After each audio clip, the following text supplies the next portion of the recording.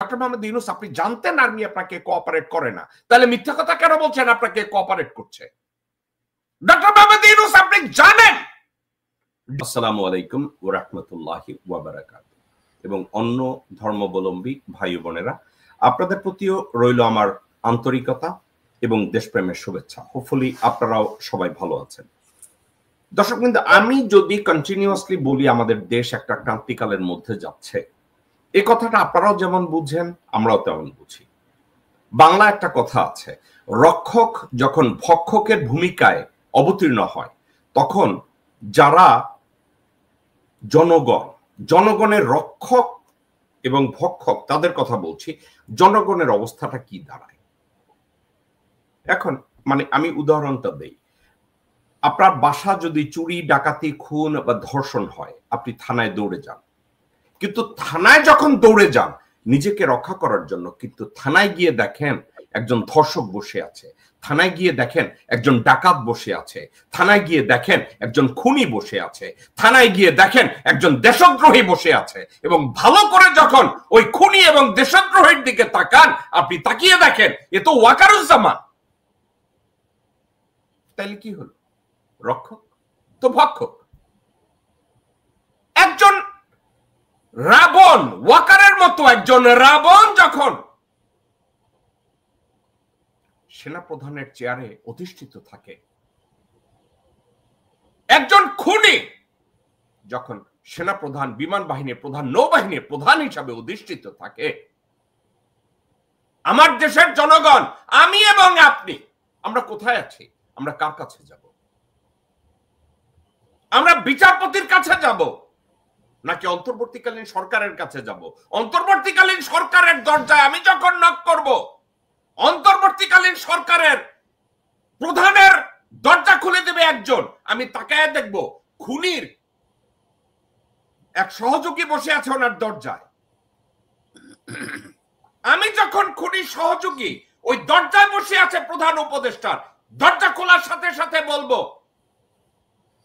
Hello Mrs কবির, মানে সাইদ কবিরের বউ, আব্দুল মাল মোহিতের ভাইগনা বউ, পররাষ্ট্রমন্ত্রী মোমেনের ভাইগনা বউ, যখন আপনি ডক্টর মোহাম্মদ ইউনূসের দরজায় নক করে বলবেন, দৌড়ে যাবেন যে স্যার হয়তো আমাকে বাঁচাবে, দরজাটা খুলে দেবে মোমেনের ভাইগনা বউ, আব্দুল মাল মোহিতের ভাইগনা বউ, রয়ের অপারেটিভ সাইদ কবিরের বউ। আপনি তখন বলবেন আমি আর কোথায় যাব? আমার যাওয়ার রাস্তা কোথায়? আমাকে বাঁচাবে কে? কোনো রাস্তা নাই। হিন্দু সভ্যতায় আপনি জানেন, ভারতীয় সাংবাদিকরা যখন আমাদের বাংলাদেশি মুসলমানদের নাম নেয়, নামের আগে তারা একটা শব্দ যোগ করে, শ্রীমান। আজকের ইচ্ছা করে আমি সেনাপ্রধান মির্জাফরের নামের আগে ওই শব্দটা ব্যবহার করেছি, শ্রীমান ওয়াকার। আজকের আমার টকিং পয়েন্ট হলো, ভিপি নূরকে বলিদানের মধ্য দিয়ে ওয়াকার এনসিপির নেতাদেরকে একটা ভয়ানক হুমকি দিয়েছেন, দেখো আমি কি পারি, দেখো আমি কত বড় কাহুনা। ইউনূস আমার বালও ছিঁড়তে পারে নাই। এটা হলো জেনারেল ওয়াকারের মেসেজ। অর্থাৎ আমি বা আপনি যদি খুনের শিকার হই, শারীরিকভাবে নির্যাতনের শিকার হই, আর আপনি যদি একজন মহিলা হন, আপনি যদি ধর্ষণের শিকার হন, আপনি পুলিশ স্টেশনে যেতে পারবেন না, কারণ ওখানে একজন ধর্ষক বসে আছে। আপনি ক্যান্টনমেন্টে যেতে পারবেন না, ওখানে ওয়াকার বসে আছে। আপনি প্রধান উপদেষ্টার দরবারে যেতে পারবেন না, কারণ ওখানে মিসেস সাইদ কবির বসে আছে ডক্টর মোহাম্মদ ইউনূসের দরজা সামলাইয়া। Then where would you go? Do you have a place to go? আপনি কোথায় যাবেন? আপনার কি কোনো যাওয়ার জায়গা আছে কিনা? আমি এগুলো নিয়ে কথা বলবো? জেকব মিল্টন গালি দেয়। আমি এগুলো নিয়ে কথা বলবো? জেকব মিল্টন ভদ্রতা জানে না। আমি এগুলো নিয়ে সমালোচনা করব? জেকব মিল্টন একটা হারামজাদা। কে বলছে? শ্রীমান ওয়াকারুজ্জামান এবং তার তল্পি বাহকরা। দর্শকবৃন্দ, এই বিষয়গুলো নিয়ে আমি আজকের কথা বলবো। আমি কখনো ভদ্রতা দেখাতে চাই না। মানে এটাকে কি বলে, Dale Carnegie, one of the philosopher, উনি বলেছে ওইখানে ভদ্রতা দেখাও যেখানে ভদ্রতা দেখানোর জায়গা। Do not misplace your respect to the place that don't belongs to. অর্থাৎ সম্মান দেখানোর জায়গা না এমন জায়গায় সম্মান দেখায়ও না। আজকের আলোচনায় আমার সাথে অংশগ্রহণ করবেন লং আইল্যান্ড ইউনিভার্সিটির একজন অধ্যাপক, উনি হয়তো রিটায়ার্ড করেছেন, ডক্টর শওকত আলী। আমার সাথে জয়েন করবেন বিএনপির প্রতিষ্ঠা লগ্ন থেকে জড়িত একজন চিকিৎসক, আমেরিকায় চিকিৎসক, উনি এই মুহূর্তে কাজে আছেন, আপনাদের অত্যন্ত পরিচিত শ্রদ্ধেয় ডক্টর মুজিবুর রহমান মজুমদার। এবং আমার সাথে প্রতি রোববারের মতো আজকেও যোগ দিচ্ছে উই আর দ্য পিপলের director of operation Niru Nira. আসুন আমাদের গেস্টদের সাথে আমরা পরিচিত হই। প্রথমে স্বাগত জানাবো ডক্টর মুজিবুর রহমান মজুমদার। আপনাকে, আপনার প্রতি অনেক শ্রদ্ধা ভালোবাসা। আপনি কাজের থেকেও দেশপ্রেমে উদ্বুদ্ধ হয়ে আপনি আমাকে সময় দেন ভাই। আসসালামু আলাইকুম। আসসালামু আলাইকুম জনাব মিল্টন সাহেব, আমাকে সুযোগ করার জন্য আসসালামু আলাইকুম এবং শুভেচ্ছা সহ আলোচক ডক্টর বন্ধু ডক্টর শওকত আলী এবং ছোট বোন নীরাকে সালাম এবং শুভেচ্ছা আপনার দর্শক যারা এখন দেখছেন এবং যারা আগামীতে দেখবেন সবাইকে। ওকে, এরপরে আমি স্বাগত জানাবো আমাদের পরম শ্রদ্ধেয় আমার বড় ভাই, যদিও বলছি যে আমার শ্রদ্ধেয় বড় ভাই আমার এই ব্যাচেলর রাইখা উনি জান্নাতে যাইতে পারবে না, শো এর আগে বলছি। তো শওকত ভাই আপনাকে স্বাগত জানাচ্ছি। আসসালামু আলাইকুম। ওয়ালাইকুম আসসালাম ওয়া রাহমাতুল্লাহ বারাকাতুহু। মিল্টন ভাই, আজকে খুবই গুরুত্বপূর্ণ একটা আলোচনা আমরা করব ইনশাআল্লাহ। এ থেকে দেশ জাতি উপকৃত হবে। আপনি আপনার একটা ভূমিকা রাখছেন, আমরা অত্যন্ত অ্যাপ্রিসিয়েট করি এবং দেশের মানুষ করে। আমি নিজে দেখেছি যখন দেশে গিয়েছি, আপনি কিন্তু অনেক জনপ্রিয়। গ্রামগঞ্জের মানুষ আপনাকে, আমি এসেও বলেছি যে আমি প্রায় 3 মাস ছিলাম, আমাদের কথাই কিন্তু কাজ হয়। অনেক লোক অনেক কথাবার্তা বলে, কিন্তু এটি ইফেক্টিভ আমরা বলি। মনে রাখবেন, আপনি আপনার বাপদাদা 14 পুরুষের সম্পদ নিয়ে কথা বলেন না। আপনি আমার সম্পত্তি রক্ষার জন্য বন্ধু হিসেবে, ভাই হিসেবে আপনি কথা বলেন না। আপনি বলেন এই দেশকে ভালোবেসে। এটা আমার দেশের সৌভাগ্য। ডাক্তার মুজিব আছে এখানে, আমার বন্ধুবার, তারই একই কথা। একটা ডাক্তারের মতো পেশা, মহৎ পেশা, সে বাদ রেখে সারা জীবন কিন্তু করে গেছে। আজকে টক শো বলে না, ও তো আমার বন্ধু সাথী। এবং যে কথাটা বললেন জাতীয়তাবাদী দলের প্রতিষ্ঠা লগ্ন থেকে আমরা 3-4 জন যারা ছিলাম 1981-2-3 দিকে, সে অন্যতম। কিন্তু লোকটাকে কখনো মূল্যায়ন করা হয়নি। নেরা আমার ছোট বোন, অনেক আগে থেকে তার চিনি। সে কিন্তু গিভ আপ করার লোক না। অনেক বদনাম হয়েছে, অনেক কিছু সহ্য করেছে, কিন্তু ফ্রন্টে যে এই দেশের সপক্ষে অনেক কথা বলেছেন, আমি তার জন্য অ্যাপ্রিসিয়েট করি। আমরা আশা করি আমাদের আলোচনা থেকে দেশ উপকৃত হবে। থ্যাংক ইউ ভাই। ওকে, স্বাগত জানাবো নিরু নীরা আপনাকে। আজকের ব্যস্ততম সময়, আমি জানি আপনি, আপনার একটু ঠান্ডা লাগছে, কাশাকাশি করতেছেন, আল্লাহ আপনাকে সুস্থ করুন। আপনাকে স্বাগত জানাচ্ছি। আসসালামু আলাইকুম। জি, ওয়ালাইকুম আসসালাম। আসসালামু আলাইকুম। ওয়ালাইকুম আসসালাম। আমি শুরু করতে চাচ্ছি ডক্টর মুজিবুর রহমান মজুমদার আপনাকে দিয়ে। আমি আজকের প্রথমে আপনাদেরকে আমি ভিপি নূরের বর্তমান শারীরিক অবস্থা, আমি তার বর্তমান অবস্থাটা আপনাদেরকে দেখাতে চাচ্ছি।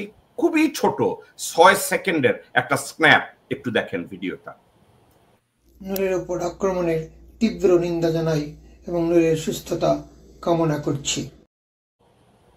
নূরের বর্তমান অবস্থায় এখন একটা কথা আপনাদেরকে আমি দেখাতে চাচ্ছি, সেটা হচ্ছে এই নূর জাতীয় পার্টির অফিসে তারা যে আন্দোলন করতে গিয়েছিল তার আগে নূর একটা ভাষণ দিয়েছে। আমি ভাষণটা একটু দেখাই, এরপরে আমরা আলোচনা শুরু করব।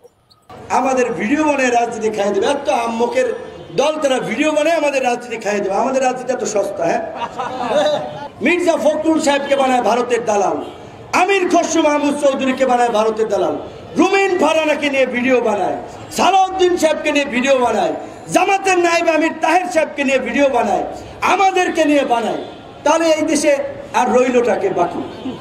তাহলে তাদের রাজনৈতিক এজেন্ডাটা কি? এই দুষ্ট লোকগুলো সূক্ষ্মভাবে মানুষকে বিভ্রান্ত করছে, মানুষের ব্রেন ওয়াশ করার চেষ্টা করছে। তারা অলিয়া উলিয়া দেখবেন মাঝে মাঝে ইসলামী লাইনে দু একটা কথা বলে, দু একজন হুজুর মাদ্রাসার ছাত্রদের পক্ষে ফেসবুকে স্ট্যাটাস দেয় তাদের ফেসবুক রিচটা ভিউটা ঠিক রাখার জন্য।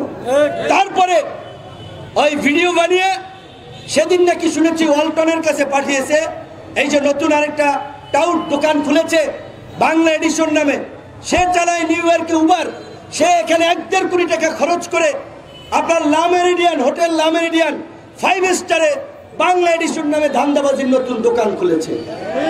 এবং সেদিন ওয়ালটনে পাঠিয়েছে, ওয়ালটন কর্তৃপক্ষকে বলেছে যে চান্দা না দিলে আপনারা আওয়ামী লীগের দোসর ছিলেন, ফ্যাসিবাদের দোসর ছিলেন, আমরা এগুলো প্রচার করে দেব। এর আগে দেখেছি এই একদিকে আমাদের সাথে থেকেছেন, ভিডিও বানিয়েছেন, আবার বসুন্ধরা গ্রুপের সাইম সুবহান আনবির যে মুক্তিযোদ্ধার মেয়েকে হত্যা করেছেন, মুনিয়া হত্যা নিয়ে দেশের গণমাধ্যম ওই সময় খুব বেশি কথা বলতে পারে নাই, কারণ তারা হাসিনার লোক ছিলেন। এবং সেটা তো আপনারা জানেন যে সুবহান সাহেব বলেছে মরার পরেও জান্নাতেও তারা শেখ হাসিনার সাথে যেতে চান। তো সেই সুবহান সাহেবকে কিছু করতে পেরেছে এই অন্তর্বর্তীকালীন সরকার বা আমরা বিপ্লবীরা কিছু করতে পেরেছি? তার হাতে হাত করা পড়াতে পেরেছি? বরঞ্চ এই সুবহান সাহেবের 5-6টা মিডিয়া এখনো ধারাবাহিকভাবে প্রোপাগান্ডা ছড়িয়ে যাচ্ছে। তো তাহলে ফ্যাসিবাদ কারা প্রোটেকশন দিচ্ছে? এটা কি বিপিনুরের গণ অধিকারের ক্ষমতা আছে এই দুর্বৃত্তদেরকে প্রয়োগ করার? এগুলো সরকার করছে কিংবা বিভিন্ন রাজনৈতিক দল করছে যাদের ক্ষমতা আছে। আমাদের ক্ষমতা নাই, যেখানে আমরা এগুলো প্রোটেক্ট করছি না। সেই মুনিয়া হত্যার বিরুদ্ধে কোনো কথা বলে নাই। এখন আরেকটা ছেলে যাকে গ্রেপ্তার করেছে যে মাই টিভির, এই ছেলে অনেক আমি দেখলাম যে সোশ্যাল মিডিয়ার অ্যাক্টিভিস্টদের ধরে নির্যাতন করেছে, তাদেরকে দিয়ে মিথ্যা স্বীকারোক্তি নিয়েছে, বাজে কাজ করিয়েছে।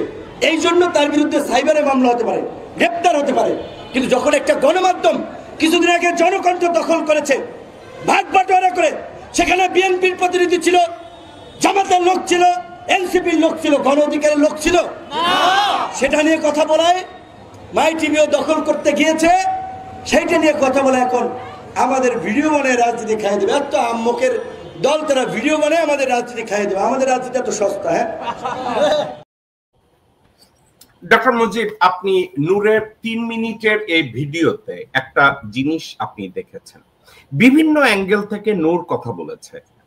এখন প্রথম দিকে উনি চারিদিকে আমি বলবো নূর শত্রু বানিয়েছে না বানায় নাই, মিত্র বানিয়েছে না বানায় নাই।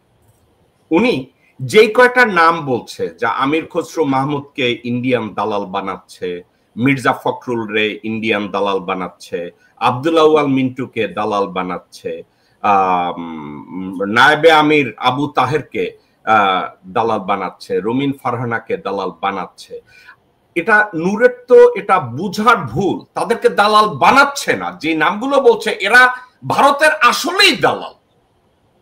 এখন এই দালালদের নাম মেনশন করে নূর যদি বলে যে অনলাইন অ্যাক্টিভিস্ট যারা এই লোকগুলোকে দালাল বানাচ্ছে, এটা কি নূরের রাজনৈতিক অদূরদর্শিতা নাকি নূরও তাদেরই একজন? আমি আপনার কাছ থেকে একটু জানতে চাচ্ছি ডক্টর মুজিবুর রহমান। ধন্যবাদ এই কোশ্চেনটা করার জন্য। কারণ নূরের যদি আপনি চিন্তা করেন ভিপি নূরের রাজনৈতিক জীবন এবং সে যেভাবে তার উত্থান, সেই যে আপনি অ্যানালাইসিস করেন, আপনি দেখবেন যে একটা সময় সে সত্যিকার অর্থেই জনগণ ছাত্রদেরকে রিপ্রেজেন্ট করছে, তাদের পালস বুঝে স্বৈর শাসকের বিরুদ্ধে দাঁড়িয়েছে। এবং একটা পর্যায়ে আমি এবং আমার কিছু বন্ধু বান্ধব এখানে, আমি তাদের নাম বলবো না, আমরা কিন্তু এক সময় ফাইন্যান্সিয়ালি নূরকে সাপোর্ট করেছি এখান থেকে এবং ভালোভাবে, কারণ তখন তাদের ফাইন্যান্সিয়াল অবস্থা খারাপ ছিল।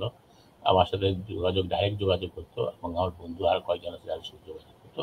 এবং আমরা মনে করতাম যে ওই সময় এই আমি বলছি বেশ কয়েক বছর আগের কথা বলছি, ওই সময় নূরই একমাত্র ছিল যে তারা মানে ছাত্রলীগ এবং আওয়ামী গুন্ডা বাহিনীর অত্যাচারের পরেও নানা ধরনের ইস্যু নিয়ে আন্দোলন করেছে এবং একটা আনকম্প্রোমাইজিং একটা ক্যারেক্টার শেপ রিপ্রেজেন্ট করছে ওই সময়। পরবর্তীতে দুটা ঘটনা যার কারণে আমি এবং আমার বন্ধুরা ওকে সাপোর্ট দিইনি। একটা ঘটনা হলো যে আপনি জানেন নিশ্চয়ই মোসাদের কোন এক এজেন্টের সাথে তার একটা বৈঠক হয়েছিল, যেটা পরবর্তীতে প্রকাশ পেয়ে যায়। সে যদিও প্রথম দিকে ডিনাই করেছে, কিন্তু এটা দেখা যায় যে এটা সত্যতা ছিল। 2 নম্বর হলো এখান থেকে একটা সময় ইউনাইটেড স্টেটের কিছু রিপ্রেজেন্টেটিভ বাংলাদেশে গিয়েছিল স্টেট ডিপার্টমেন্টে, এবং কোন একটা রিপ্রেজেন্টেটিভ যার সাথে আমার ডাইরেক্ট যোগাযোগ ছিল তার সাথে মিটিং হয়। 2-3 মিনিটসে তার সাথে যেসব কথাবার্তা হয় এটা হাসিনা সরকারের কাছে পৌঁছে যায়, এবং আমাকে তখন কোশ্চেন করে যে তোমরা বললে এই লোকটা ভালো, but this is what we found out. তখন থেকে আমি বুঝে গেছি যে আমি বা আমরা অনেকেই যেটা মনে করতাম নূরকে নিয়ে, আসলে সেই নূর এখান থেকে সরে আসছে। কিসের জন্য সরে আসছে, টাকার লোভে না রাজনৈতিক ক্ষমতার লোভে, আমি সেই জায়গায় যাবো না, এটা ওই ভালো জানে, তবে ইট কুড বি বোথ। তারপর থেকে কিন্তু আমার নূরের প্রতি ওই ধরনের একটা যে রেসপেক্টটা ছিল সেটা আমার নাই। এবং এই যে আপনি দেখেন বৈষম্য বিরোধী আন্দোলন, যেটা আসলে যদি আপনি নূরের আগের অবস্থান চিন্তা করেন এবং তার যে উত্থান, Nur would have been the leader of those, কিন্তু সে পারে নাই, কারণ সে ওই জায়গাতে সরে আসছে মানসিকভাবে, রাজনৈতিকভাবে, এবং হয়তোবা একটা পর্যায়ে সে হাসিনা সরকারকে মুখে যাই বলুক, ব্যাকগ্রাউন্ড থেকে অনেক রাজনৈতিক দলের মতো সমর্থন যোগায় আসছে। সুতরাং ওই জায়গাটাতে সে তাকে নিতে পারেনি, যে জায়গাটা তার হওয়া উচিত ছিল, যে জায়গাটা সে একসময় ছিল। যার কারণে নূরকে বাদ দিয়েই এই বৈষম্য বিরোধী ছাত্র আন্দোলনে যারা করছে তারা কিন্তু একদমই অপরিচিত মুখ, যারা এসে সামনে এসে আসছে তারাই হিরো হয়েছে, তারাই নিরো হয়েছে, নূর হয়নি। ডক্টর মুজিব, আপনি বলছেন ইউএস আমেরিকা থেকে একজন রিপ্রেজেন্টেটিভ বাংলাদেশে গেছে এবং আপনি তার মাধ্যমে আপনি তাকে রিকোয়েস্ট করেছিলেন নূরের সাথে দেখা হবে, কথা হবে, এবং পরবর্তী সময় আপনি ওই ইউএস রিপ্রেজেন্টেটিভ আপনাকে বলেছে যে তুমি নূরকে যেভাবে রিপ্রেজেন্ট করছো নূর আসলে তা না। এর অর্থ কি, আপনি নূরকে যেভাবে অ্যাঞ্জেল হিসাবে রিপ্রেজেন্ট করছেন, আমি করছি, আমরা যেভাবে করছি, আমেরিকান রিপ্রেজেন্টেটিভ নূরের সাথে কথা বলে বুঝতে পেরেছে that he is not the one the way you and me we describe. আমরা এখান থেকে যেভাবে তাকে বলে দিয়েছিলাম, আমার কাছে সে খবরটা আসছে কিছুক্ষণের মধ্যেই, মিটিং এ কিছুক্ষণের মধ্যেই থ্রু মাই চ্যানেল, যে নূরের সাথে যা যা কথা হচ্ছে ওখানে 1-to-1, এবং আমি নূরকে তারপর কল করছি। আমি কল করে বলছি, আমি ডাইরেক্ট ওকে বলিনি যে আপনি করছেন, আমি বলছি যে আপনার সাথে যারা মিটিং এ ছিল আমার কাছে নিউজ আসছে যে এই কথাগুলো বাইরে চলে গেছে, ঠিক আছে, নূর নোজ দেন, আমি তাকে বলছি। তারপর থেকে আমার ওই দিনের পর থেকে আমি কোনো দিন নূরের সাথে যোগাযোগ করি নাই। এনিওয়ে, কারণ আমি আমি আমি ব্যক্তিগতভাবে আমি মানে আপনারা হয়তো বলবেন ভেরি স্ট্রেট ফরওয়ার্ড, এবং একটা জিনিসে বিশ্বাস করি যে আমি কম্প্রোমাইজ করি না। আচ্ছা, এখন আসেন যে কথাটা আপনি বললেন, যে কারণে আজকে কথাটা আসলো, যে তার প্রতি যে অত্যাচারটা, সে যে কথাগুলো বলছে, এটাতে সে কিছু লোককে সেভ করার চেষ্টা করছে, বা তাকে গুণ গাচ্ছে, বা তাকে বোঝানোর চেষ্টা করতেছে যে তারা ভারতের বা রয়ের দালাল না। তারা দালাল কি দালাল না এটা জনগণ জানে, জনগণই দেখবে, তাদের কার্যক্রমে প্রকাশ হবে সে তারা দালাল কি দালাল না। নূর যেটা করতেছে তার কার্যক্রমে প্রকাশ হচ্ছে সে কি এখন তারপর আমি বলবো যে আমি আইনের শাসনে বিশ্বাসী। আমি নূর যদি খুনও করে থাকে কাউকে, নূরের সেই হিসাবে তার অ্যারেস্ট হয়ে তার হওয়া উচিত, বিচার হওয়া উচিত। কিন্তু কোন একটা জায়গায় যে কোন সামরিক বাহিনী কেউ যে তাকে আহত করবে, অত্যাচার করবে, মৃত্যুর মুখে ঠেলে দিবে, কারণ ওর হেড ইঞ্জুরি হয়েছে, হেড ইঞ্জুরি সে মারা যেতে পারে। হ্যাঁ, এই জিনিসটা আমার মনে হয় এই জিনিসের পিছনে অন্য কোনো ষড়যন্ত্র থাকতে পারে, সেই জায়গাটা আমি আপনাকে নিয়ে যাবো। আর আমার কাছে মনে হয় আমরা ওইদিকে যাচ্ছি, আমরা ওই জায়গাটা যাব যে তাকে আঘাত করা হয়েছে, কিন্তু আমি এই সাবজেক্টটা কনক্লুড করতে চাচ্ছি। আপনি খুব ভালোভাবে বলেছেন যে 5-7টা নাম নূর মেনশন করছে যে এরা রয়ের দালাল, এরা বাস্তবার্থে রয়ের দালাল, ইন্ডিয়ার হয়ে কাজ করছে, সামনে ভিতরে প্রত্যক্ষ পরোক্ষ সব দিক থেকে রয়ের হয়ে কাজ করছে। আপনার কেন মনে হয় নূর তাদেরকে ডিফেন্ড করতে গেল? এটা কি ডিফেন্ড করতে গেল being the he just want to be the member of BNP, or সে নিজেও রয়ের একজন? আসলে কোনটা? আচ্ছা, আপনাকে একটা কথা বলি, হাসিনা, শেখ হাসিনা বা শেখ হাসিনার সাথে যতগুলো লোক ছিল, কারো কি আপনি কোন সার্টিফিকেট দেখছেন যে লেখা আছে শেখ হাসিনা এই যে রয়ের দালাল অ্যাপয়েন্ট করা হয়েছে? না, নাই, তাই না? কিন্তু আমরা জানি, কারণ তাদের কাজকর্মে তারা ইন্ডিয়ার রয়ের স্বার্থকে আফল করছে, এবং যেহেতু তারা কাজ করবে এটা করছে, সেই হিসেবে জনগণ পারসেপশন আছে যে তারা রয়ের দালাল বা রয়ের হয়ে কাজ করছে। এখন তারা রয় থেকে বেতন পাক, তাদের কাছে সার্টিফিকেট আছে কিনা আছে, ইট ডাজন্ট ম্যাটার।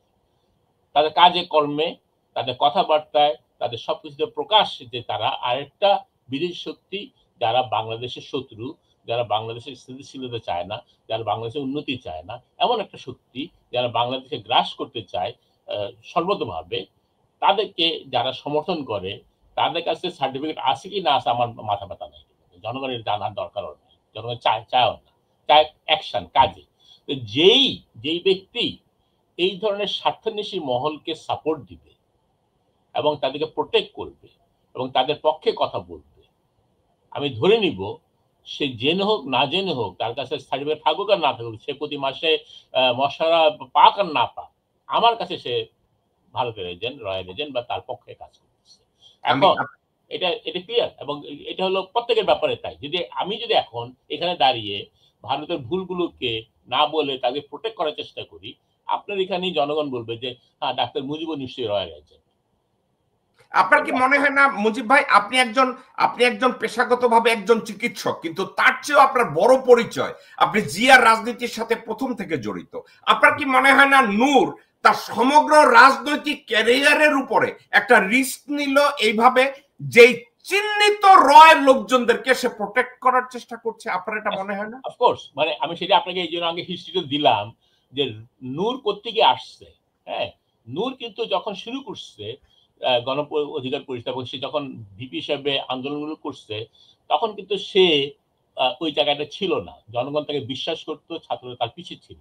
কিন্তু একটা পর্যায়ে মনে হয় সে বুঝতে পারছে বা সে সামহাও লোভে পড়ে গেছে, যার কারণে সে রয়ের মোসাদের এজেন্টের সাথে যে দেখা করছে। আপনি যে বুঝতে চেষ্টা করেন, সে যদি, আমি বুঝলাম না সে এত বোকা হলো কি করে যে ওর একটা ট্র্যাপে সে পা দিল, এবং তাকে ওই জিনিসটা করাই হয়েছিল তার রাজনৈতিক ক্যারিয়ার নষ্ট করে দেওয়ার জন্য, এবং তারপর থেকে কিন্তু তার সে অবস্থান আর নাই বাংলাদেশে। তো এই জিনিসটা যারা বুঝে না একটা রাজনীতিতে এসে যে তাকে ট্র্যাপ করতে পারে, এবং এখন সে নিজে ট্র্যাপ হয়েছে কিনা আমি জানি না, সে হয়তো লোভে পেয়ে গেছে, সে হয়তো একটা পর্যায়ে মনে করছে যে এত কিছু করে কি হবে, আমার পরিচিত হয়ে গেছে, আমি কিছু টাকা পয়সা বানাই, হ্যাঁ, হোয়াটএভার ইট ইজ। তো কিন্তু কথা হলো যে সে যারা তাকে সমর্থন করতো, সাধারণ জনগণ, তাদেরকে ধোকা দিচ্ছে। এই ধোকাটা দেওয়াটা তার ঠিক হয়নি। এবং যে কোনো রাজনীতিবিদ, যেমন আপনি জিয়া রহমানের কথা বললেন, জিয়া রহমানের ব্যাপারে আমি খুব পরিষ্কার করে বলি, আমি জিয়া রহমানের রাজনীতি বিশ্বাসী, এখনো বিশ্বাসী, আমি তাকে ভালোবাসি। জিয়া রহমানকে মারার পিছনে ভারতের ডাইরেক্ট ষড়যন্ত্র ছিল, এবং এই কারণে আমি ডাক্তার মুজিব কোনোদিন ভারতের এবং ভারত আধিপত্যবাদকে মেনে নিব না। বিএনপি মানুষ না মানুক এটা তাদের ব্যাপার, বা জিয়া রহমানের কারণে আমার কাছে আমার মৃত্যু পর্যন্ত আমি ভারতের রয়ের আধিপত্য মেনে নিব না, এবং আমি জিয়া রহমানের মৃত্যু এবং তার সাথে সাথে আরো যাদের এই রয়ের থ্রুতে মৃত্যু হচ্ছে তাদের আমি সবসময় বিচার চাই। আপনি এখানে আমি বলছি যে জিয়া রহমানের বিচার হওয়া উচিত, কারণ আমি জানি যে জিয়া রহমানের বিচার করতে গেলে রয়ের ইনভলভমেন্ট এসে পড়বে। আমি এটাও জানি আপনাকে আপনার 57 পেজের এফআইআর এর কথা আমি আপনাকে বলেছি, সেই জিনিসগুলো আছে এখনো। তারপরে আপনারা জানেন আমাদের পিলখানা হত্যাকাণ্ডতে তারা জড়িত, গত জুলাই আগস্টে যারা পালিয়ে গেছে প্লেনে করে তারা জড়িত। তারা একটা সন্ত্রাসী রাষ্ট্র, এবং আমাদের রাষ্ট্রে নানাভাবে তারা সন্ত্রাস তৈরি করছে, তাদের এজেন্ট দিয়ে, রয়ের এজেন্ট দিয়ে হোক, যে এজেন্ট দিয়ে হোক। আমরা অ্যাড্রেস না করবো, আমরা বারবার এরকম রয়ের এজেন্টের খপ্পরে পড়ে যাবো। ওকে, আমরা আসছি ডক্টর শওকত আলী। আমি আপনার কাছে ডক্টর মুজিবের প্রত্যেকটা লজিক্যাল কথা আপনি শুনেছেন, আমি শুনেছি, নীরা শুনেছে। এখন ডক্টর ভিপি নূর, তাকে সবাই একসময় স্নেহ করতো, আদর করতো, সম্মান করতো, ভালোবাসতো। মনে হচ্ছে সে হবে ভবিষ্যতের মুজিব শেখ, ভবিষ্যতের মাওলানা ভাসানী, ভবিষ্যতের শেরে বাংলা, অথবা ভবিষ্যতের বিশাল একজন নেতা হবে সে। এভাবেই কামনা করছে। আপনি চিন্তা করে দেখছেন ডক্টর মুজিবের মতো লোক আমেরিকা থেকে তাকে ফাইন্যান্সিয়াল সাপোর্ট করছে। আমি করছি কি করি না এটা নীরা বলবে, এটা আর আমি বলতে চাই না, এটা নীরার কাছে যাব, কারণ financial support we are the people এর নীরা দেখে, আমি দেখি না। সো এটা নীরা দেখবে। তো আমি আপনার কাছে জিজ্ঞাসা করব, নূরের বর্তমান একটা পজিশন সে যেটা ক্রিয়েট করেছে, সে তার পজিশনটাকে একটু কলঙ্কিত করেছে কয়েকটা কাজ করে, আমি কাজের গুলো যাব না, কিন্তু চিহ্নিত ভারতীয় কিছু দালালদেরকে সে এই মুহূর্তে কেন ডিফেন্ড করতে গেল? ডক্টর শওকত আলী কেন গেল? যেই মুহূর্তে তার রাজনীতি ভাটার দিকে, যেখানে তার অবস্থানটা অনেকটা বিতর্কিত, সে কেন চিহ্নিত রয়ের অপারেটিভদের ডিফেন্ড করতে গেল? ডক্টর শওকত আলী। জি ভাই, শুনলাম আমাদের ডাক্তার সাহেব সুন্দর বলেছেন, আপনিও ভালো একটা ভিডিও দেখিয়েছেন। এখানে দুটো প্রতিবাদ কিন্তু আমরা একসাথে করছি এবং করব। প্রথম হলো নূরের প্রতি, সে চোরই হোক, তার প্রতি যে অন্যায় আচরণ করেছে, আমাকে রক্ষী বাহিনীর কথা স্মরণ করিয়ে দেয় মুজিব আমলে। এইভাবে অনাচার অত্যাচারের তীব্র নিন্দা আমি করছি। একই সাথে নূরের আশু যে দুরবস্থার ভিতরে বেচারা জীবন মরণ সন্ধিক্ষণে আছে, তা থেকে আল্লাহ তাকে মাফ করুক, এটা আমি দোয়া করব। আমরা চারজন এখানে আছি, আমরা চারজনই কিন্তু তাকে ফাইন্যান্সিয়ালি হেল্প করেছি, ইনক্লুডিং মাইসেলফ, এক্সকিউজ মি। তো এখন আমাদের ছোট ভাই হিসেবে আমরা এটা করেছি। অন দি আদার হ্যান্ড, নূর যে বক্তব্য দিয়েছে, যে ভিডিও আপনি দেখিয়েছেন, আমি এটা রিজেক্ট করে দিলাম। তার কোনো অধিকার নেই এই ধরনের কথাবার্তা বলা, যে প্রবাস থেকে ভিডিও করে আমাদের রাজনীতি নাই করবে। বাবা, তুমি নতুন মানুষ, এইভাবে কথা বলা উচিত না। তোমার রাজনীতিকে এই প্রবাস থেকে ভিডিও করেই কিন্তু যে পর্যায়ে নিয়ে আসা হয়েছে, এটা ভিডিওওয়ালারাই করেছে, নাথিং রং। তোমার অধিকার বলার অধিকারের জন্য কিন্তু আজকে চারজন আমরা এখানে রয়েছি। তোমার পরে অন্যায় হয়েছে, তার প্রতিবাদ আমরা করছি। তোমার বক্তব্যকে টিকিয়ে রাখার জন্য আমরা বলছি, যদিও সে বক্তব্য আমাদের বিরুদ্ধে যায়। এটাই তো পলিটিক্সের নিয়ম। আমরা তীব্র নিন্দা করছি। সেনাবাহিনী এবং পুলিশ তাকে যেভাবে মারছে, তার বাড়ির শব্দগুলো আমার কানে বাজছে। এটা কুকুর বিড়াল কেউ মারতে পারে না। এই দেশের কোন নাগরিকের অধিকার নাই, নূর যতই দালালি করুক না কেন। এবার আপনার সেকেন্ড প্রশ্নে আপনি আসেন। নূর যে কথাটা বললেন, আমাদের ডাক্তার সাহেব আপনি বলেছেন, এবং আপনি এর সময় খুবই ভোকাল ছিলেন। মোসাদ্দেক মেহেদি সাফেদির সাথে কথা বলে, যে উনি মিডল ইস্ট থেকে যখন ফিরে আসে, এয়ারপোর্ট থেকে কোথায় গিয়েছিল ভাই সাহেব? মিল্টন ভাই, আপনি ভালো করেই জানেন উনি ইন্ডিয়ান এমবেসিতে গিয়েছিলেন, এবং পরস্পর যখনই কোনো রকম আন্দোলন করেন তখন উনি ইন্ডিয়ান এমবেসিতে যায়। ডাক্তার মুজিব ঠিকই বলেছে, আমরা তাকে 100% সাপোর্ট করেছি যখন সে ভিপি ছিল, যখন সে বৈষম্য বিরোধী আন্দোলন করেছে। এই সময় বিএনপির কোনো খবর ছিল না, কোনো রাজনীতিবিদরা কথা বলতো না। এবং আমার দুঃখ হয় যে উপমহাদেশে রাজনীতিতে অনেক নাকি জেল খেটে বহু বাহাদুরি দেখায়, যে এত বছর জেল কেটেছে, কিন্তু মায়ের খাওয়ার ব্যাপারে, মানে সব সরকারের আমলে নূরের উপরে কিন্তু আর কেউ নাই। বেচারা বেঁচে আছে কি করে, এটা আমাদের বড়। আমরা তারপরও একটা কথা আমরা বলবো, নূর অনেক অন্যায় করেছে, অন্যায় দোষ করেছে। সে একটা কথা বলেছে খুবই কিছুদিন আগে, রুমিন ফারান্না বলেছে ফকিনীর পুত্রা রাজনীতিতে আসছে। আপনি জানেন আমরা তীব্রভাবে তার এই নষ্ট বক্তব্যের তীব্র নিন্দা করেছি। বাংলাদেশের 60% মানুষ কৃষিভিত্তিক একটা দরিদ্র দেশ থেকে আমরা উঠে আসছি। কে কার বাচ্চা কদ্দূর আমাদের ঘরের সাথে ঘর লাগানো কিন্তু বের করা 1 2 3, এবং আমরা জানি। এই কিছুদিন আগে দেখেন নূর বলল যে ট্যাক্সি ড্রাইভার অমুক, ও কি জানে? ডাক্তার মুজিব জানে ভালো করেই, আমার দেশের একটা সন্তান এদেশে পড়াশোনা করতেছে, ডাক্তারি পরীক্ষার জন্য ট্যাক্সি চালায়, এবং ট্যাক্সি চালিয়ে এখানে এমবি পরীক্ষা দিয়ে ডাক্তারি পরীক্ষা দিয়ে পাস করে একটা ফার্স্ট ক্লাস ডাক্তার হয়। তার একটা পেশা আছে, এটা হালাল পেশা। যার বিরুদ্ধে সেই কথা বলছে, এটা completely I condemn it. He has no right. সে যদি জনগণের সাথে রাজনীতি করতে চায়, এই পবিত্র মানুষদের সম্পর্কে, বিদেশি মানুষদের সম্পর্কে তার হুঁশিয়ার। ভাই, এর তো একটা ড্রাইভিং প্রফেশন আছে। নূর ভাই, আপনার কি প্রফেশন আছে? Tell me. সমস্ত জাতির সামনে আপনাকে বলতে হবে, আপনার পয়সা আমরা দিইনি, আপনার লালন পালন করিনি, জ্যাকব মিল্টন দিইনি। আপনার বাচ্চার দুধ যখন আপনি কিনতে পারেন না, জ্যাকব মিল্টন তার বাড়িতে ফ্যান পর্যন্ত কিনে দিয়েছে। I know it from the long time, you know, we are helping you. এখন তুমি যে উল্টো পাল্টা বক্তব্য দিচ্ছ, আমাদের বক্তব্য তুমি বাদ দিতে পারবা? তোমার থেকে বড় বড় পণ্ডিত আসলো। তোমাদের সৌভাগ্য যে জ্যাকব মিল্টন, ডক্টর মুজিবার, এখানে নিউরো আছে, আমরা আছি, যে আমরা দেশকে ভালোবেসে আমরা এখনো বাংলাদেশকে ঠিক প্রথম কাতারের একজন ফার্স্ট ক্লাস সিটিজেন, দেশপ্রেমিক সিটিজেন হিসেবে কথা বলে। এটা তোমাদের সৌভাগ্য। আমাদের কিছু নেওয়ার আছে? আমরা খালি দিয়েই গেছি।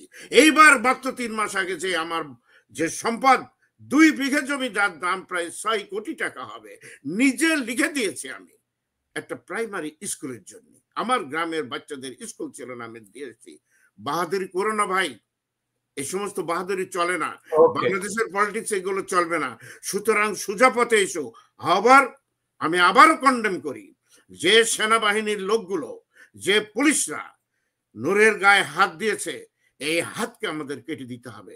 তারা যেন দ্বিতীয়বার শেখ মুজিবের মতো বাংলাদেশের রক্ষী বাহিনী এসে, বাংলাদেশ সেনাবাহিনীর রক্ষী বাহিনী না ভাই, আমরা মনে করি এখানে সুসন্তান আছে, আমরা ইনস্টিটিউশনকে সাপোর্ট করি। তার অর্থ এ না যে কথাটা আপনি বলছেন যে ওয়াকারুজ্জামানের নেতৃত্বে হঠাৎ করে এসে এইভাবে মার, আমি কোন ক্রমে আমরা গ্রহণ করব না। ইমিডিয়েটলি বিচার। আমি স্যারের কাছে আবেদন করব, স্যার ওই বিচার, ওই যে তদন্ত এর মধ্যে যাবেন না। আপনার সামনে রয়েছে ভিডিও, আপনি এদেরকে প্রত্যেকেই চেনেন, ধরেন, বন্দি করেন, তারপরে আমরা তদন্ত কমিটি গঠন করব। ওই তদন্ত কমিটির রিপোর্টের জন্য, because justice delayed means justice denied. একটা বছর ধরে আমরা এটা দেখেছি। ওকে ডক্টর শওকত আলী, আমি আপনার কাছে ব্যাক করব। নিরুনিরা আপনাকে একটা কথা বলি, ডক্টর মুজিব ভাই এবং ডক্টর শওকত আলী একটা কথা বলছে। নীরা, আপনার মাইক্রোফোনটা বোধহয় অফ, আপনি অন করে নিতে পারেন। আচ্ছা, ওনার একটা কথা বলছে। একটা জিনিস আমি আপনাদেরকে ক্লারিফাই করি, মেহেদী সাফাদি নামের লোকটার সাথে নূর দেখা করছে, এটা সত্য, দেখা করছে। কিন্তু একটা কথা, মেহেদী সাফাদি কোনো মোসাদের এজেন্ট না। মেহেদী সাফাদি হচ্ছে ইসরায়েলি একটা বাটপার, ইসরায়েলি নাগরিক এবং একটা বাটপার। মেহেদী সাফাদিরে আমার চাইতে ভালো বাংলাদেশের কেউ চিনে না। Correct, you interviewed him. Yes, হ্যাঁ। তো রাত্র 3টার সময় আমি হারামজাদারে ওয়াশিংটন ডিসি থেকে গার্ড ধরে আইনা আমি বসাইয়া ইন্টারভিউ করছি। সো এই নূর মোসাদের এজেন্টের সাথে বসছে, এই কথাটা সর্বৈব মিথ্যা কথা। কিন্তু মেহেদী সাফাদির সাথে দেখা করছে, এটা সত্য কথা। ঠিক আছে, কিন্তু শওকত ভাই খুব ট্রিকি একটা কথা বলছে, যেটা সঠিক ইনফরমেশন। কথা ছিল নূর মিডল ইস্ট থেকে ব্যাক করার সাথে সাথে তাকে গ্রেফতার করবে, কিন্তু ভারতীয় হাইকমিশনার ইন্টারভেনশনে, রাষ্ট্রদূত হাইকমিশনার ইন্টারভেনশনে নূরকে গ্রেফতার করা হয় নাই। সে এয়ারপোর্ট থেকে সরাসরি ভারতীয় হাইকমিশনে গেছে। শওকত ভাই কথাটাকে এভাবে বলছে। আপনার কাছে এখন আমার প্রশ্নটা হলো, এই মেহেদী সাফাদিকে আপনি কিন্তু রাত্রে দেখেছেন, যেই রাতে আমরা মেহেদী সাফাদিকে পিক আপ করছিলাম, এবং আপনি কিন্তু চোখে দেখেছেন এই নিউ ইয়র্কে বা আমেরিকায় একটা বাটপাট্টায় বিএনপির নেতা আছে, নাম সাইদ কি জানে, জাহিদ এফ সর্দার সাদিক। আমাকে একটু বলেন, এই লাগোডিয়া এয়ারপোর্টে সাফাদি কি করতেছিল? আগে আমাকে এই প্রশ্নটার একটু উত্তর দেন। সাফাদি কি করতেছিল সাদিকে? থ্যাংক ইউ জেকব ভাই। আমি আপনার এই প্রশ্নের উত্তর দিতে পারবো না।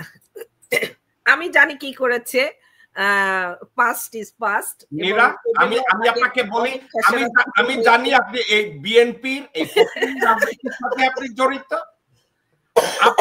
আপনার চোখের সামনে মেহেদী সাফাদি জাহিদের সর্দার সাদির এই গলার কলার ধরে ঘুষাইনা শুরু করে নাই, জুতা দিয়া পিটায় নাই? হ্যাঁ, আপনি এরকম অনেককেই উঠাই নিয়ে আসছেন অনেক জায়গা থেকে, বাট এটা এখন মানে বলতে চাচ্ছি না সেটা। কিন্তু আমাকে একটু বলেন, আমি সত্য বলছি না মিথ্যা বলছি? জাহিদের সর্দার সাদিরে কলারটা ধইরা ঘুষি মারছে, নাক ফাটানোর থেকে আমি বাঁচায় নিয়ে আসছিলাম জাহিদের সর্দার সাদিরে। এটা সত্য না মিথ্যা? আপনার এই সত্যকে সত্য বলেই আমি এটার কোনো উত্তর দিতে চাচ্ছি না, এটাই ধরে নেন। ওকে, এটার উত্তর তো আমি দিতে পারবো না, হুইচ ইজ ট্রু। ওকে, এখন এবার বলেন তো, আপনার মনে কি কোনো সন্দেহ ছিল এই মেহেদী সাফাদি কোনো মোসাদের এজেন্ট না?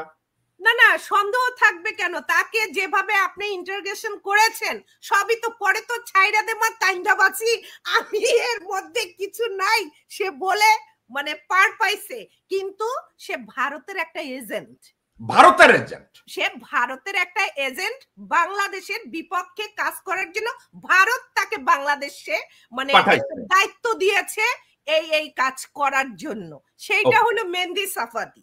ওকে, এখন তাইলে আমি আর আপনি কনক্লুড করতে পারি যে মেহেদী সাফাদি কোনো মোসাদের কেউ না, সে ইসরায়েলি একজন নাগরিক, ভারতের রয়্যাল একজন এজেন্ট, এবং আরেকটা কথা, ভারতের বিজেপির একজন শুভাকাঙ্ক্ষী।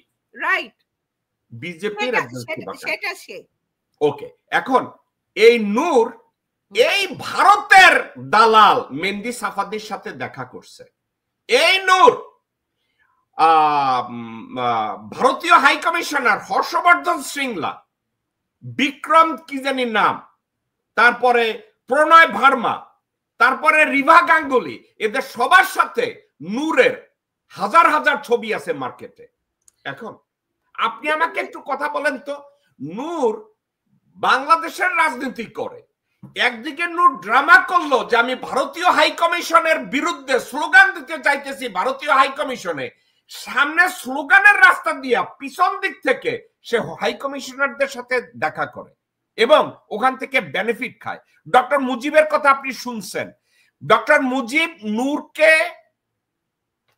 পোর্ট্রে করছে আমেরিকান অফিসিয়ালদের কাছে যে নূর একজন দেশপ্রেমিক, নূর ভারতের দালাল না, কিন্তু আমেরিকান রিপ্রেজেন্টেটিভরা নূরের সাথে দেখা করেই টের পাইছে যে ডক্টর মুজিবও যেমন ভুল, আমি জেকব মিল্টনও ভুল, কারণ আমিও চিন্তা করছি মুজিব বাংলাদেশ প্রেমী, ভারত প্রেমী না। তাইলে এখন মুজিবরা যখন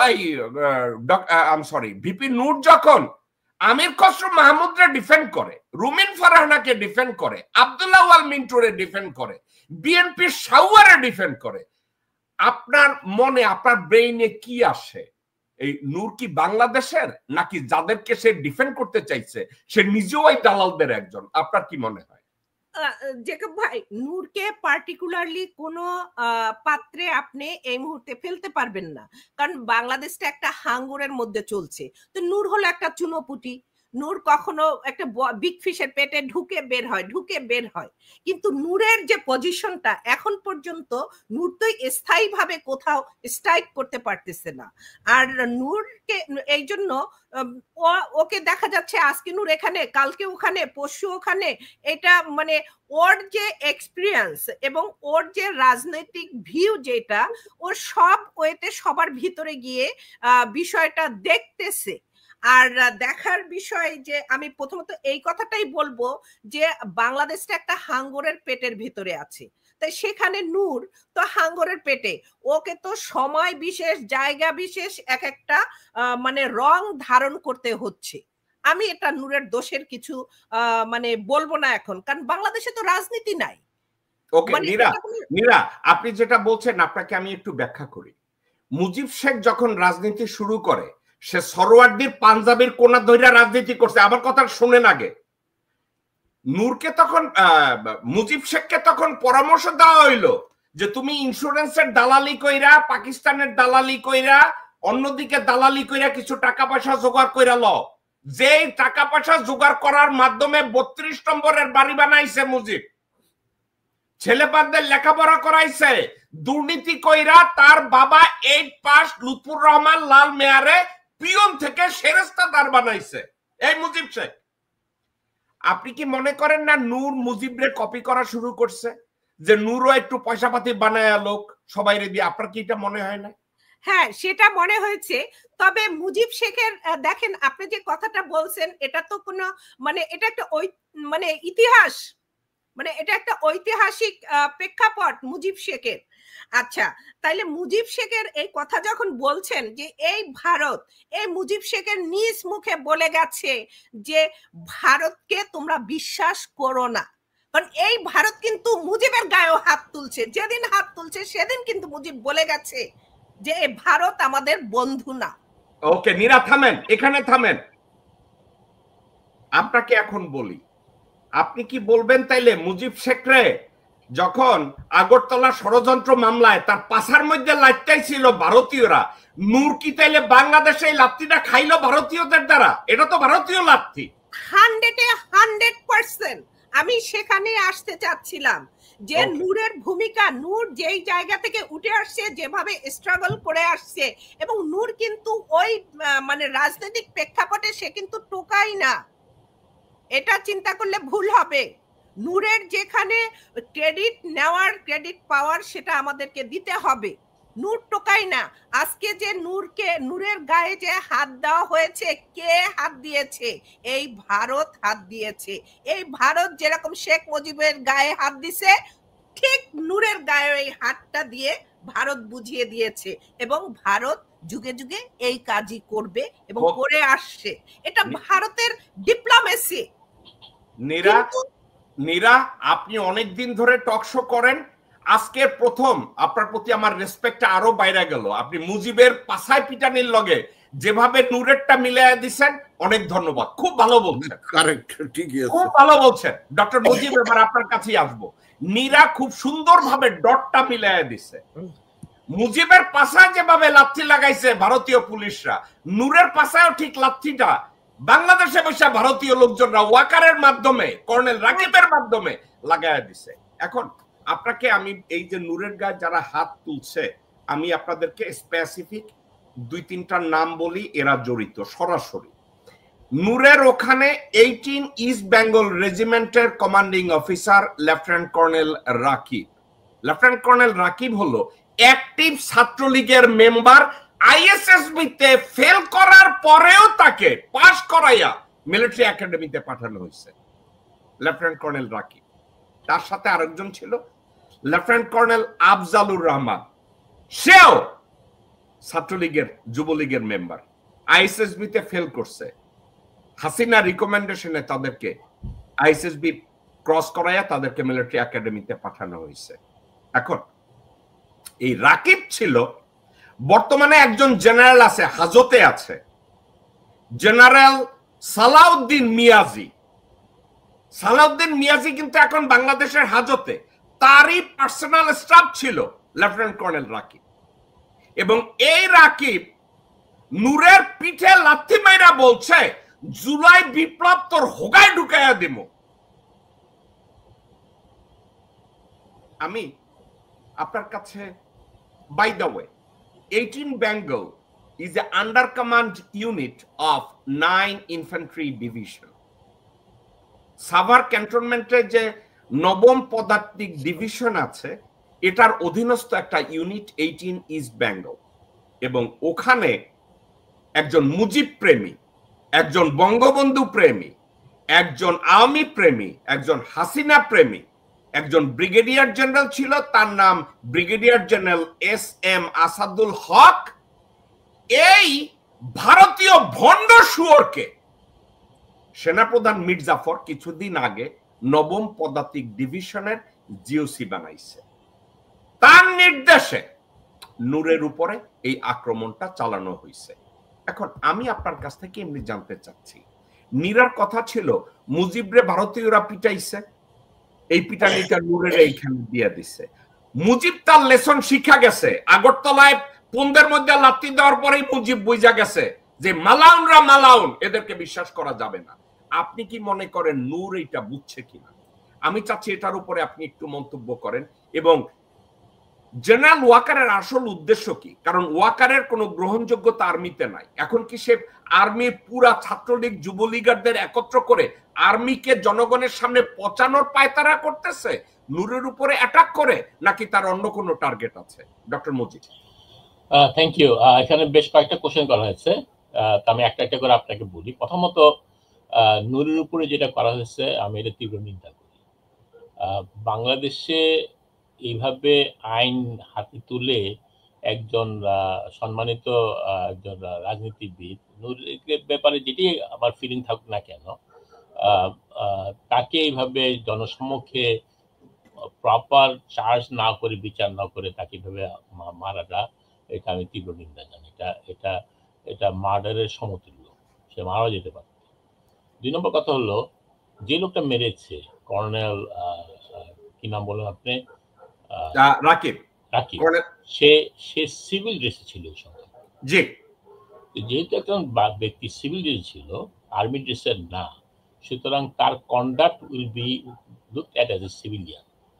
এবং সিভিলিয়ান একটা রাজনৈতিক বা কোন একটা লোকের হাতে, বাংলাদেশে একটা লোকের হাতে এইভাবে ইয়ে করছে, আমি জোর দাবি জানাবো তাকে যাতে একজন সিভিলিয়ান হিসাবে তার বিচার করা হয়। কারণ তার সে আর্মির যত কিছুই হোক না কেন, সে সিভিল ড্রেসে এসে সে এইভাবে সে একজন বাংলাদেশি নাগরিকের উপরে এক আক্রমণ করেছে। এখন কথা হলো যে এর পিছনে কি উদ্দেশ্য? উদ্দেশ্য খুব ক্লিয়ার। আমি একটা এক্সাম্পল দিয়ে আপনাকে বলি, তাহলে আপনার হয়তো আরো ক্লিয়ার হবে এটা। প্রথমত একটু ব্যাকগ্রাউন্ডটা, গত 15-16 বছরে আওয়ামী লীগ রকে দিয়ে বাংলাদেশের সমস্ত লেভেলে, অ্যাডমিনিস্ট্রেশন, পুলিশ, আর্মি, সব লেভেলে ভারতীয় এজেন্টদেরকে বসাই দিয়ে গেছে মাল্টিপল লেভেলে, যাতে করে একটা লেভেল পড়ে গেলে আরেকটা লেভেল দাঁড়িয়ে যেতে পারে। এবং সেই কারণে আপনার মনে আছে হাসিনা বলতো যে আমি 2042 সন পর্যন্ত এই দেশে শাসন করব। কারণ তাদের ওই প্ল্যানে 4-5 লেভেলে তারা এভাবে লোক তৈরি করে সাজিয়ে দিয়ে গেছে। যার কারণে এই গত 1 বছরে ইউনিশ সরকার, ওনাদের ব্যর্থতা, সবচেয়ে বড় ব্যর্থতা যেটা আমি ধরবো, সেটা হলো যে তারা জেনে শুনে এই আওয়ামী, এই স্বৈরাচারের পক্ষের লোক, ভারতের পক্ষের লোকগুলোকে একজনকেও তাদের জায়গা থেকে সরায়নি। যার কারণে এই যে ঘটনাগুলো ঘটতেছে, এটা স্বাভাবিকভাবেই ঘটবে, কারণ এইটা রয়ের মাল্টিপল প্ল্যানের অংশ। এটা হাসিনা এবং আওয়ামী লীগের মাল্টিপল প্ল্যানের অংশ। এই অংশের যেহেতু নাড়াচাড়া করা হয় নাই, যেহেতু এদিকে সরানো হয় নাই, এই সরকারকে সেইটার তাপটা, সেইটার যে জিনিসটা হবে, এটা ধরে নিয়ে এটাকে অ্যাকসেপ্ট করতে হবে। এবং এটা তাদের ব্যর্থতা। তারা এতদিন পর্যন্ত একটা পুলিশ অফিসার 1 বছর হয়ে গেছে, নতুন পুলিশ নেয় নাই, আর্মিতে নতুন ইয়ে করে নাই। আর্মির যে হেড, যাকে সবাই জানে যে হাসিনার আত্মীয় এবং সে রয়ের এজেন্ট, তাকে সে যত জায়গায় রাখছে। এবং শুধু তাই না, তার সাথে যত সাঙ্গপাঙ্গ আছে, ভারতের অ্যাপয়েন্টেড লেফটেন্যান্ট জেনারেল এবং প্রমোশন পেয়েছে, তাদের প্রত্যেকে জায়গা মতো রাখা হয়েছে। আপনি কখনোই আশা করতে পারেন না যে যে জিনিসগুলো আপনি রাখছেন তার থেকে ভালো কিছু, হঠাৎ করে তারা দেশপ্রেমিক হয়ে যাবে সবাই এবং দেশের জন্য জান দিয়ে দেবে। এটা অবাস্তব চিন্তা। এটা যারা করে তারা একটা, আমি মনে করি যে তারা আইদার তারা ডিমেন্টেড, তারা বুঝে না রাজনীতি, অথবা তারা লস দেয়ার ইন্টেলিজেন্স। মানে তাদের কথাটা আসছে, আপনার যেটা কোশ্চেনটা আসছে, কেন এটা হচ্ছে, এটা পিছনে কি আছে? আপনার নিশ্চয়ই মনে আছে জিয়া রহমান মারা যাওয়ার পরে দেশে যে পরিস্থিতি ছিল, আর্মি চেলো আর্মি দখল শাসনভার নিতে পারে না। জনগণ তখন রাস্তায় ছিল। জনগণ তখন জিয়া রহমানের মৃত্যুতে যে এফেক্টটা দেখাচ্ছে, আর্মির ভিতরে সুপ্ত ইচ্ছা থাকলে তারা ভয় পেয়ে গেছে জনগণের এগেন্সে কিছু করে আর্মি দখল করবে। তার ফলে ইলেকশন হয়, 7টা সে প্রেসিডেন্ট হলো। কিন্তু আর্মি যে খায়েশটা, এরশাদের যে খায়েশটা, এবং এরশাদের সাথে যারা সুবিধাবাদী যে লোক ছিল, তাদের খায়েশটা হলো দেশের শাসনভার হাতে দেওয়া এবং লুটপাট করা। তো তারা কি করলো, তারা একটা সেট আপ করলো। আমি জানি না আপনার মনে আছে, কিন্তু ইন্দু নামে একটা সন্ত্রাসী ছিল, তাকে সেট আপ করছে। এবং এর সাথে যারা জড়িত, তখনকার সরকারের মধ্যে কিছু লোক জড়িত, আমি তাদের নাম জানি, আজকে এখানে নাইবা বললাম, সেই ইন্দুকে দিয়ে আপনার কাশেম আবুল কাশেম তখন ইউথ মিনিস্টার ছিল, তার বাসায় এনে এটাকে পুরো সেট আপ করে তখন জনগণকে দেখাচ্ছে যে এই সরকার এই গুন্ডা পান্ডা সন্ত্রাসীদেরকে সাপোর্ট করতেছে এবং এই সরকার দেশে আপনার আইন শৃঙ্খলা রক্ষা করতে পারতেছে না। এবং সেই সুবাদে এরশাদ বিনা রক্তপাতে একজন ইলেক্টেড সরকারকে সরিয়ে দিয়ে দখল করে এবং দখল করে 9 বছর স্বৈর শাসক কায়েম করে। এই স্বৈর শাসকের ছত্রছায়াই কিন্তু এই যে গত দিনে যে স্বৈর শাসক তার উত্থান হয়, হাসিনার উত্থান কিন্তু এই স্বৈর শাসকের আন্ডারে উত্থানটা হয় এবং সেটাও রয়ের মাস্টার প্ল্যানের অংশ। এখন যেটা হচ্ছে এই এই রয়ের এজেন্টরা, এই ভারতের যারা আপনার যারা তাদের এই মনে করে দেশের প্রেমের চেয়ে ভারত প্রেমের মূল, তারাই কিন্তু আজকে এই জিনিসগুলো করে একটা অরাজকতা সৃষ্টি করতেছে। তারা জানে জনগণ সামরিক শাসন চায় না, তারা জানে জনগণ ওয়াকারকে চায় না, কিন্তু তারা একটা পরিস্থিতি তৈরি করতে চাচ্ছে যেখানে দেখা যাচ্ছে যে এই সরকার ফেল, এই দেশে এখন অরাজকতা চলতেছে, এই দেশে আইন শৃঙ্খলা নাই। কিন্তু দেখেন এই সবগুলো লোক কিন্তু তাদেরই লোক, পুলিশও তাদের লোক, বিষয় তাদের লোক, সবাই তারা একসাথে মিলে এগুলো করতেছে। এই জন্য বলছি যে ধরেন 9 ডিভিশনের পদাতিক বাহিনীর একজন সিভিল ডিসি মারা, এটা একটা আর্মি কোডের ভায়োলেশন। আপনি যে কোনো একটা সত্যিকারের দেশপ্রেমিক আর্মি অফিসারকে এটা করাতে পারবেন না। সে যেহেতু পার্ট অফ দ্য ষড়যন্ত্র, এবং আই এম প্রিটি শিওর সে হয়তো ভাবতেছে যে ওয়াকার সাহেব যদি যখন আমাদের শাসন নিয়ে নিবেন কু করে, তাহলে তার একটা বিরাট প্রমোশন হবে এবং সে will get out something. So এই জিনিসটা হলো পুরোপুরি জনগণের বুঝতে হবে এইটার পিছনে বড় ষড়যন্ত্র আছে, জনগণের সজাগ থাকতে হবে। আমরা এই দেশে আর্মি রুল চাই না, কারণ আমরা জানি আর্মির ছত্রছায়ায় কিছুই না, এটা ইন্ডিয়ার রুল হবে এবং ভারতের এই সম্প্রসারণবাদের চলবে এবং আওয়ামী লীগ আবার ফিরে আসবে যদি আমরা এই ওয়াকারকে যদি আমরা অ্যালাউ করি to create that kind of situation যেটাকে তারা জাস্টিফাই করবে এই আন্দোলনের মাধ্যমে যে সরকার আসছেন সেই সরকারকে ছুঁড়ে ফেলে দেওয়ার জন্য। এই ব্যাপারে সজাগ থাকতে হবে। আমার বিনীত অনুরোধ আপনার থ্রুতে যে জনগণ যাতে রাস্তায় থাকে, আন্দোলন বিপ্লব কিন্তু শেষ হয়নি, বিপ্লবের ধারাবাহিকতা চলতে হবে এবং বিপ্লব যদি কন্টিনিউ করে, যেভাবে জিয়া রহমান মারা যাওয়ার পরে সামরিক বাহিনী পারেনি শাসনভার নিতে, একইভাবে আমি বিশ্বাস করি আমরা যে জনগণের যে রাস্তায় থাকি এবং এদের মুখোশকে যদি প্রতিদিন উন্মোচন করে দিই যে তারা কি করতে চাচ্ছে, তাহলে এরাও ভয় পাবে যে এরাও অত্যন্ত সম্মানিত জনাব ইউনূস সাহেবকে সরিয়ে, তার সরকারকে সরিয়ে শাসনভার গ্রহণ করার মতো সাহস হবে না। এটা আমাদের জনগণের উপর ডিপেন্ড। ডক্টর মুজিব, আপনি যে না, আপনাকে আমি জিজ্ঞাসা করতে চাচ্ছি আরো দুইটা জিনিস। আমি বিপিন নূর তার ভাষণে একটা কথা বলেছে, সে শুধু ভারতীয় তল্পি বাহকদেরই সে চিহ্নিত করে না, প্রোটেক্ট করে না, কিন্তু 2-3টা জিনিস সে ব্যাখ্যা করেছে। এই 2-3টা জিনিসকে আমি চাইলেও ইগনোর করতে পারবো না। সে বলছে বাংলা এডিশন নামে একটা বাক্স খুলছে ঢাকায়, যার এই বাংলা এডিশন মানে নিউ ইয়র্কে যে অনলাইন অ্যাক্টিভিস্ট আছে একজন ইলিয়াস হোসেন এই বাংলা এডিশন করছে। এই বাংলা এডিশনের বনানী অফিসের মাসিক ভাড়া 3.5 লক্ষ না 4 লক্ষ টাকা, এবং লা মেরিডিয়ান হোটেলে এক রাত্রে সেখানে প্রায় 11 লক্ষ টাকা না 7 লক্ষ টাকা না 5 লক্ষ টাকা বিল দিচ্ছে। নূর বলছে ইলিয়াস হোসেন নিউ ইয়র্কে রিক্সা চালায় বা ট্যাক্সি চালায়, সে কিন্তু রিক্সাওয়ালাদের অপমান করে নাই, ট্যাক্সি যারা চালায় নূর কিন্তু তাদেরকে অপমান করে নাই। নূর বলছে তুমি মিয়া প্রত্যেকটা ভিডিওতে আইসা কও যে আমি নিউ ইয়র্কে কষ্ট কইরা রিক্সা ট্যাক্সি চালাই, তাইলে তুমি বাংলা এডিশনের প্রত্যেক মাসে 4 লক্ষ টাকা ভাড়া তুমি কোথা থেকে দাও? এবং লা মেরিডিয়ানে এক রাতে তুমি কি কইরা 15 লক্ষ টাকা 20 লক্ষ টাকা খরচ কইরা পার্টি দাও? নূরের এই কথাটা ছিল। নূরের এই কথাটাকে আপনি কিভাবে মূল্যায়ন করবেন? এই কথাটাকে কি আপনি অ্যাভয়েড করতে পারবেন যে ইলিয়াস হোসেন দুর্নীতির সাথে জড়িত, ইলিয়াস হোসেন সংক্রামক একটা ব্যাধি, একদিকে ইন্ডিয়ান বিরোধী কথাবার্তা বলে, একদিকে সততার কথা বলে, আর একদিকে ভণ্ডামি করে? নূরের কথাটা ছিল এইটা। নূরের এই কথাটাকে আপনি কিভাবে মূল্যায়ন করবেন? আমি নূরের কথাটাই নূরকে দিয়ে বলি।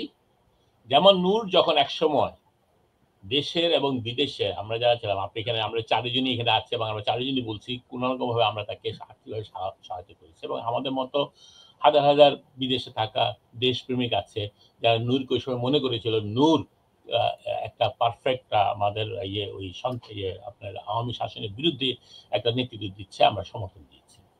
ইলিয়াস হোসেনকে আমি পার্সোনালি চিনি, অত্যন্ত ঘনিষ্ঠভাবে চিনি আমি। ইলিয়াস হোসেনকে দুটা কথা বলে আগে এখানে যাওয়ার আগে, ইলিয়াস হোসেন একা যে কাজগুলো দেশের জন্য করেছে নূরের পার্টি এবং নূরের মতো হাজারো এরকম রাজনৈতিক নেতা তা করতে পারেননি। ইলিয়াস হোসেন, কনক সরওয়ার, পিনাকি ভট্টাচার্য, আপনি এবং আপনার মতো আরো যারা বিদেশে বসে যে কাজগুলো সময় দিয়ে যে কাজগুলো করছেন কোনো পয়সার জন্য করতেছেন, দেশপ্রেমের জন্য করতেছেন এবং ওরা যে কাজগুলো করছে, বিশেষ করে ইলিয়াস হোসেন গ্রেনেড হামলা থেকে শুরু করে আপনার বিডিআর হত্যা থেকে শুরু করে যতগুলো কাজ সে করছে, যেভাবে সে তুলে ধরছে জিনিসগুলোকে, এটা বাংলাদেশের হিস্ট্রিতে কোনো সাংবাদিক, কোনো রাজনীতিবিদ কেউ এটা করতে পারেনি, এক নম্বর। সুতরাং ওই জায়গাটাকে তাকে সবার উপর আমার রাখতেই হবে। দ্বিতীয়ত, আমি ব্যক্তিগতভাবে তাকে চিনি, সে তাকে যেমন নূরকে যেমন অনেকে সাপোর্ট করে, আমি আপনাকে এটাও বলে দিতে পারি বহু দেশপ্রেমিক আছে যাদের আপনার নাম জানেন না, আমি অনেককে চিনি নিউ জার্সিতে, নানা জায়গাতে আমি নানা জায়গায় মিট করছি ইলিয়াসকে হেল্প করার জন্য একটা সময়। ও কোনোদিন কারোর কাছে 1 টাকা চাইনি।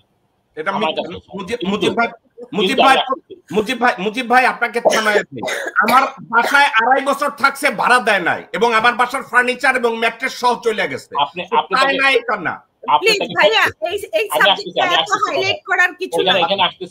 আমি ব্যক্তিগতভাবে আমি যেটা বলছি আমি জেনে বলতেছি, আপনি তাকে হেল্প করছেন, এরকম বাংলাদেশের অনেক আছে যারা তাকে হেল্প করে, 1 নম্বর। 2 নম্বর হলো এই যে মেরিটিমের 7 লক্ষ টাকা, 7 লক্ষ টাকা মানে $5,000, $6,000।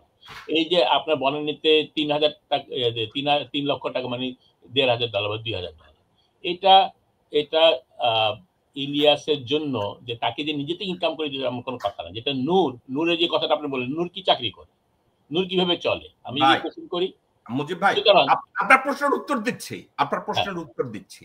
একটা দুর্নীতি দিয়ে অন্য একটা দুর্নীতিকে আমরা কোশ্চেনও করব না, জাস্টিফাইও করব না। তাইলে আমার কথা হচ্ছে ইলিয়াস হোসেন স্বীকার করুক যে সে বসুন্ধরার কর্মচারী। আমি জানি নিজে বসুন্ধরা শাহ আলম ওই বনানীর ওইটার ভাড়া দেয় এবং আনভির এবং সানভির তারা একত্র হইয়া এই লা মেরিডিয়ানের বিল দিছে। ইলিয়াস হোসেন বলুক যে আমার ফাইন্যান্সার বসুন্ধরা, তাইলেই তো প্রবলেমটা মিটা গেল। যদি এটা হয়, 1 নম্বর, যদি এটা যেটা আপনি বললেন যদি সত্যি হয়, ইলিয়াস হোসেন বলা উচিত সত্যি, এবং তাতে সত্য কথা বললে আমি মনে করি না যে ইলিয়াস হোসেনের কাজের কোনো ক্ষতি হবে। তবে এখানে কোশ্চেন আসবে যে বসুন্ধরার শাহ আলমের মতো লোক, তার ছেলে যে খুনি, এদেরকে যদি আমি তার কাছ থেকে আমি 1 কাপ চা খাবো না, কারণ নীতিগতভাবে সেটা করবো না। হ্যাঁ, আমি আশা করব ইলিয়াস হোসেন যেখানে আজকে নিজেকে নিয়ে আসছে সে এটা করবে না, যদি করে থাকে এটা দুঃখজনক। মুজিব ভাই, আপনি কি এটা জানেন যে ইলিয়াস হোসেন দুনিয়ার ভিডিও বানাইছে, কিন্তু বসুন্ধরার ভূমিদস্যুতা নিয়ে, সানভির যে এক ইঞ্জিনিয়ারকে মেরে ফেলছে এইটা নিয়ে, আনভির যে মুনিয়ারে মাইরা ফেলাইছে এইটা নিয়ে, so far as of today একটা মন্তব্য করে নাই বা করবে না, আগামীতে আমি জানি না, তবে করবে না। কারণ করবে আরেকটা জিনিস, যেদিন শাহ আলম হাসিনার পাশে দাঁড়ায়া বলছে শুধু ইহজগতে না পরকালেও আমি হাসিনার সাথে থাকতে রাজি আছি, ইলিয়াসের সামনে এই ভিডিওটা দেখানোর পরে বলছে, তো ইলিয়াসকে বলছে যে আপনি কোন মাইয়ার বিয়া কয়বার ভাঙছে আর সে মালদ্বীপে ভ্যাকেশন করছে এই ভিডিও বানান, কিন্তু এইটা নিয়ে বানান না কেন? সে বলছে আমি কোনো কথা কইতে চাই না, এটা কই এসে সরে গেছে। আমি পরিষ্কার বলি, আমরা নূরকে নিয়ে থাকি প্লিজ। আমার কথা হলো যে আমি এগ্রি করি। আমি আপনাদের কথাটা আপনি বুঝতে চাইছিলাম। মুজিব ভাই, শওকত ভাই এবং নীরা, আপনাদেরকে আমি বলি, নূর যখন যে 5-6 জন বিএনপির ভারতীয় দালালকে নিয়ে কথা বলছে, আমরা কিন্তু নূরকে অ্যাটাক করছি, কিন্তু আমি বলতে চাচ্ছি নূর বাংলা এডিশন এবং ইলিয়াসকে নিয়ে যে কথাটা বলছে এই কথাটা জাস্টিফাইড, এটা নূর ভুল বলে নাই। ঠিক আছে, আমি এটা ডিসকাশন করতেছি না, না, আমি এটা তো বললাম মানে কোশ্চেন আমি চলে শুধু আসছে। বললাম আপনাকে এই কথাটাই যে নূর যেমন একটা সময় বিদেশ থেকে এবং দেশের ভিতর থেকে অনেকের কাছে সাহায্য পেয়েছে, এবং এখানে আমরা যে 4 জন আছে আমরা নিজেরাই প্রত্যেকে স্বীকার করছি যে আমরা একটা সময় সাহায্য করেছি। একইভাবে আমি বলছি যে ইলিয়াস এবং আরো অনেকেই যারা অ্যাক্টিভিজম করে এবং দেশের জন্য কাজ করে, দেশপ্রেমিক, তাদেরকে এইভাবে অনেক দেশপ্রেমিক নাম জানা যারা আপনার এখানে আসে না, তারা অনেকেই হেল্প করছে। সেটা আমি মুজিব ভাই, আমি আপনাকে জিজ্ঞাসা, মুজিব ভাই আপনাকে এবং ডক্টর শওকত আলীকে আমি একটু জিজ্ঞাসা করি, আপনি কি মনে করেন যে অনলাইন অ্যাক্টিভিজমের মধ্যে এইখানে বৈশা আমরা যদি ভিডিও বানাই, এডিট করি এবং ওইটা পোস্ট করি, এটা অফকোর্স অ্যাক্টিভিজম, কিন্তু আপনি কি কখনো দেখছেন ইলিয়াস হোসেন, কনক সরোয়ার বা পিনাকি ভট্টাচার্য কোনো একজন ফরাসি রাজনীতিবিদ অথবা পাবলিক অফিসিয়ালকে একটা ইন্টারভিউ করছে? ইলিয়াস হোসেন কি একটা ইন্টারভিউ করছে এখানকার কোন জায়গায়? কনক সরোয়ার কি এদের কাউকে একটা ইন্টারভিউ করছে? এখানকার কংগ্রেসে গিয়ে ইলিয়াস হোসেন, কনক সরোয়ার বা পিনাকিকে কখনো দেখছেন কোন জায়গায় গিয়ে সরকারের বিরুদ্ধে একটা ভয়েস তৈরি করেছে? আপনি দেখেছেন কিনা? আচ্ছা, আমি একটু বলি, আমি এখানে ভাই শওকত ভাই আমি আপনার কাছে আসছি, মুজিব ভাই শেষ করার সাথে শেষ করি। না, আমি দেখিনি, এবং ধরেন যে আমি আপনার এখানে আসছি, আমরা অনেকে আসি আপনার এখানে, আমি ওদের কোনো প্রোগ্রামে আমাকে ইনভাইট করেন, আমি যাইনি, শুধু আমি এটা বলতে পারবো না। তবে আমি যখন দেখছি আমি দেখিনি।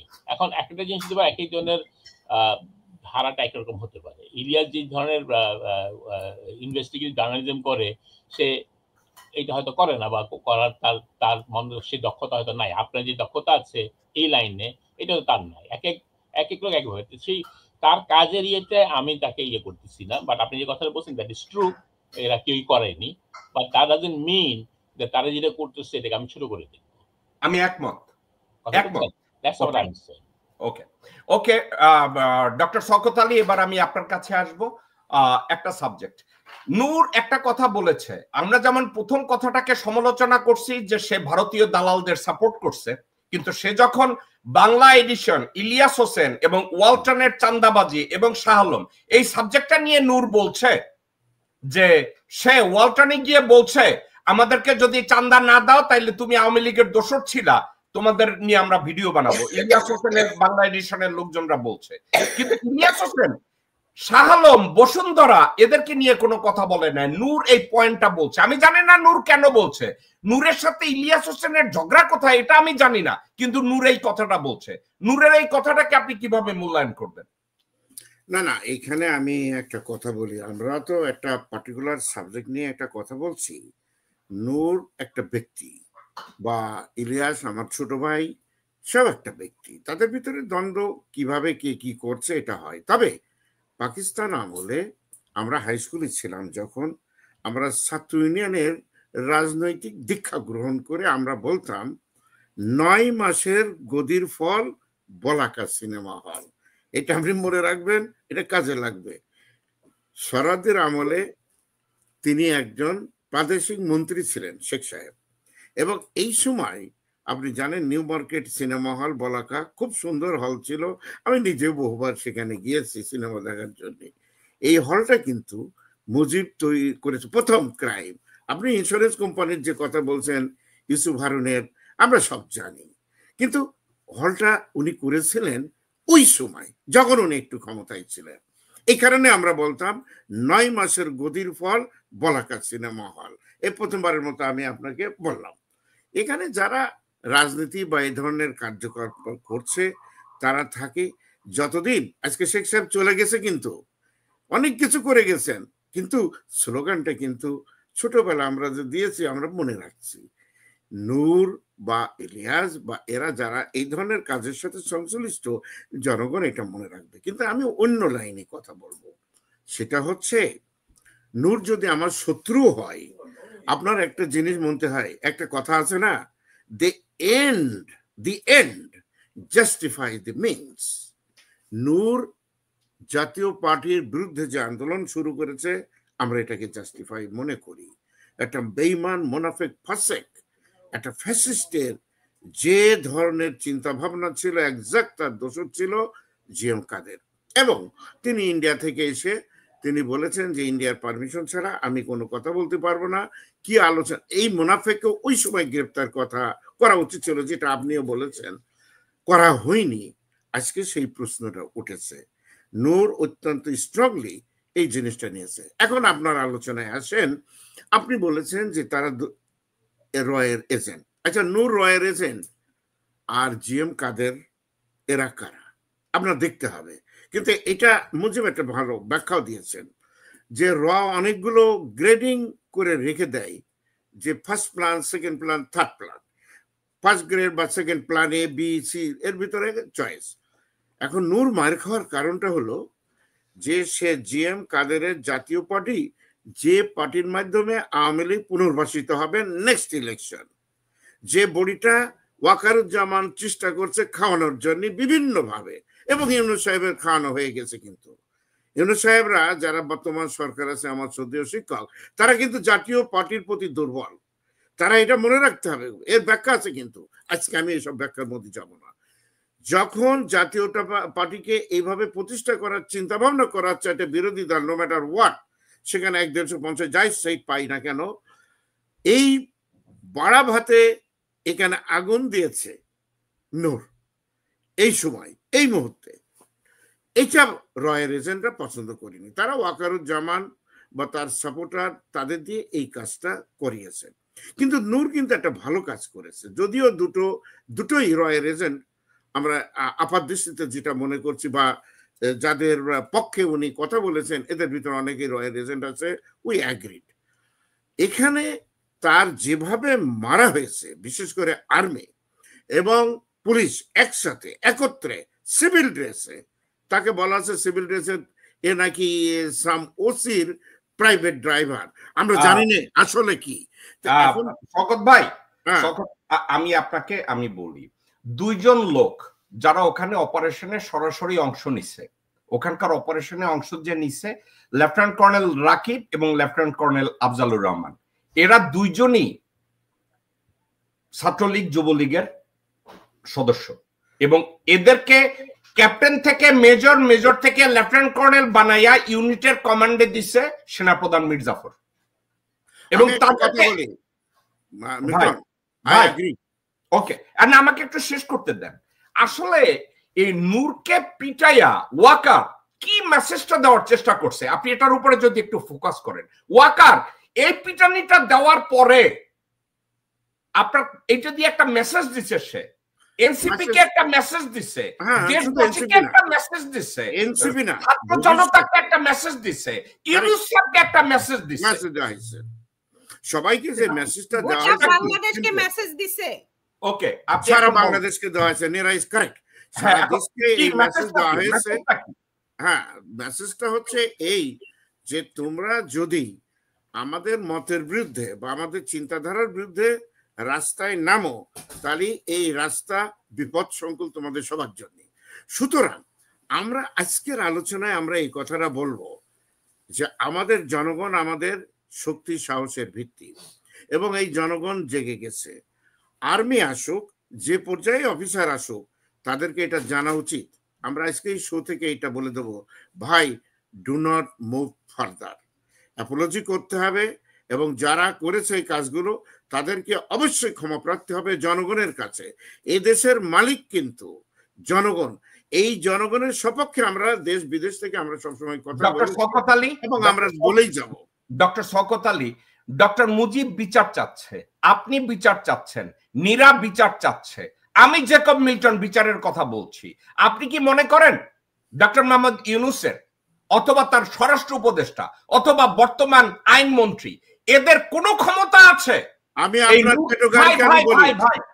ভাই এদের কারো ক্ষমতা আছে এই নূরকে পিটানোর পিছনে যারা আছে তাদেরকে গ্রেফতার করে সুষ্ঠু তদন্ত করা? এই এই ক্ষমতা কি তাদের আছে? যদি এটা না হয় আমি আপনাকে বলে দিচ্ছি পরিষ্কার বর্তমান সরকারের পতন ঘটবে। No mistake, don't make any mistake. বর্তমান সরকার এই সমস্ত জিনিসগুলো আবর্জনাকে তৈরি করার জন্য তারা দায়ী। এই সরকারের পতন হবে এবং সেনাবাহিনী যদি মিসক্যালকুলেশন করে জনগণকে, মিল্টন আমি আপনাকে পরিষ্কার বলছি, আমি নিজে যে দেখে আসছি, আপনি 71 সালে স্বাধীনতা যুদ্ধে আমি ছিলাম, আমাদের মেয়েরা, আমাদের ইউনিভার্সিটির ছাত্রছাত্রীরা, আমাদের মায়েরা, আমাদের গরিব রিক্সা চালক, শ্রমিক মেহনতি জনতা, এর ভিতরে আওয়ামী লীগের সন্তানও আছে, মিলিটারিদের সন্তান আছে, পুলিশের সন্তানও মারা গেছে, আহত হয়েছে। এই জনতাকে আপনি কিভাবে ঠিক করবেন? আপনি 2-4 লোককে গুলি করবেন, আবার মেরে ফেলবেন, আপনি কোনো রকম হবে না। সুতরাং আর্মির জন্য আমাদের একটা সতর্কবাণী আছে ভাই, ইনস্টিটিউশনকে আমরা শ্রদ্ধা করি, আমরা এটা বিশ্বাস করি। আমি বারবার বলেছি যে 1 থেকে 122 পর্যন্ত র্যাঙ্কিং অফিসার যারা ভারতীয় দালালি করেছে, শেখ মুজিবের মেয়ে আপনার হাসিনার 5 এটেছে, তাদেরকে এখান থেকে বহিষ্কার করতে হবে। 1 নম্বর, আজ না হোক কাল পরশু এটা হবেই। দ্বিতীয় হলো যে এই যে জাতীয় পার্টিকে ব্যান করতে হবে, নো মিস্টেক। এরা মোনাফেক, বেঈমান, ফাসেক, এরা বিদেশি। তার ভাইও এরশাদ সারা জীবন এটা করে গেছে, ও একই অবস্থায় করছে, তার আমরা বিচার চাই।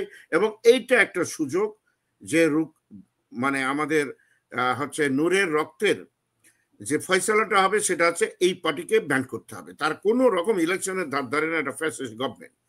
তৃতীয় কথা, যদি এসব করতে ব্যর্থ হয় বর্তমান সরকারের পতন ঘটবে। আমি এক্ষেত্রে একটা অল্টারনেটিভ দিই মিল্টন, আমরা অনেক কথা বলেছি অলরেডি, এটা জাতীয় সরকারের একান্ত প্রয়োজন। স্যার নিজে বিভিন্ন রাজনৈতিক দলের সাথে কথাবার্তা বলছেন, রেজাল্টে কি? জাতীয় সরকারে ঠিক শহীদ রাষ্ট্রপতি জিয়াউর রহমান যেমন টেকনোক্র্যাট গভর্নমেন্ট করেছিলেন, সব পর্যায়ে পরিচিত ভদ্র দেশ এবং বিদেশের দেশপ্রেমিক মানুষদের নিয়ে একটা সরকার গঠন করতে হবে। যদি বর্তমান সরকার না ফেল করে, যদি ফেল করে, আমরা কিন্তু অত্যন্ত প্রচন্ড বিপদের জন্য। গুলি মারেন আপনার নির্বাচন, কিসের নির্বাচন? হবে না। সুতরাং সমস্যার সমাধান আমাদের চাই ইমিডিয়েটলি। ওকে, ডক্টর শওকত আলী, আপনি তো বলটা সেনাপ্রধানের কোর্টের মধ্যে ছুড়ে দিলেন। সেনাপ্রধান মির্জাফর প্ল্যান করতেছে একটা জাতীয় সরকার করবে, আসিফ নজরুল হবে সরকার প্রধান।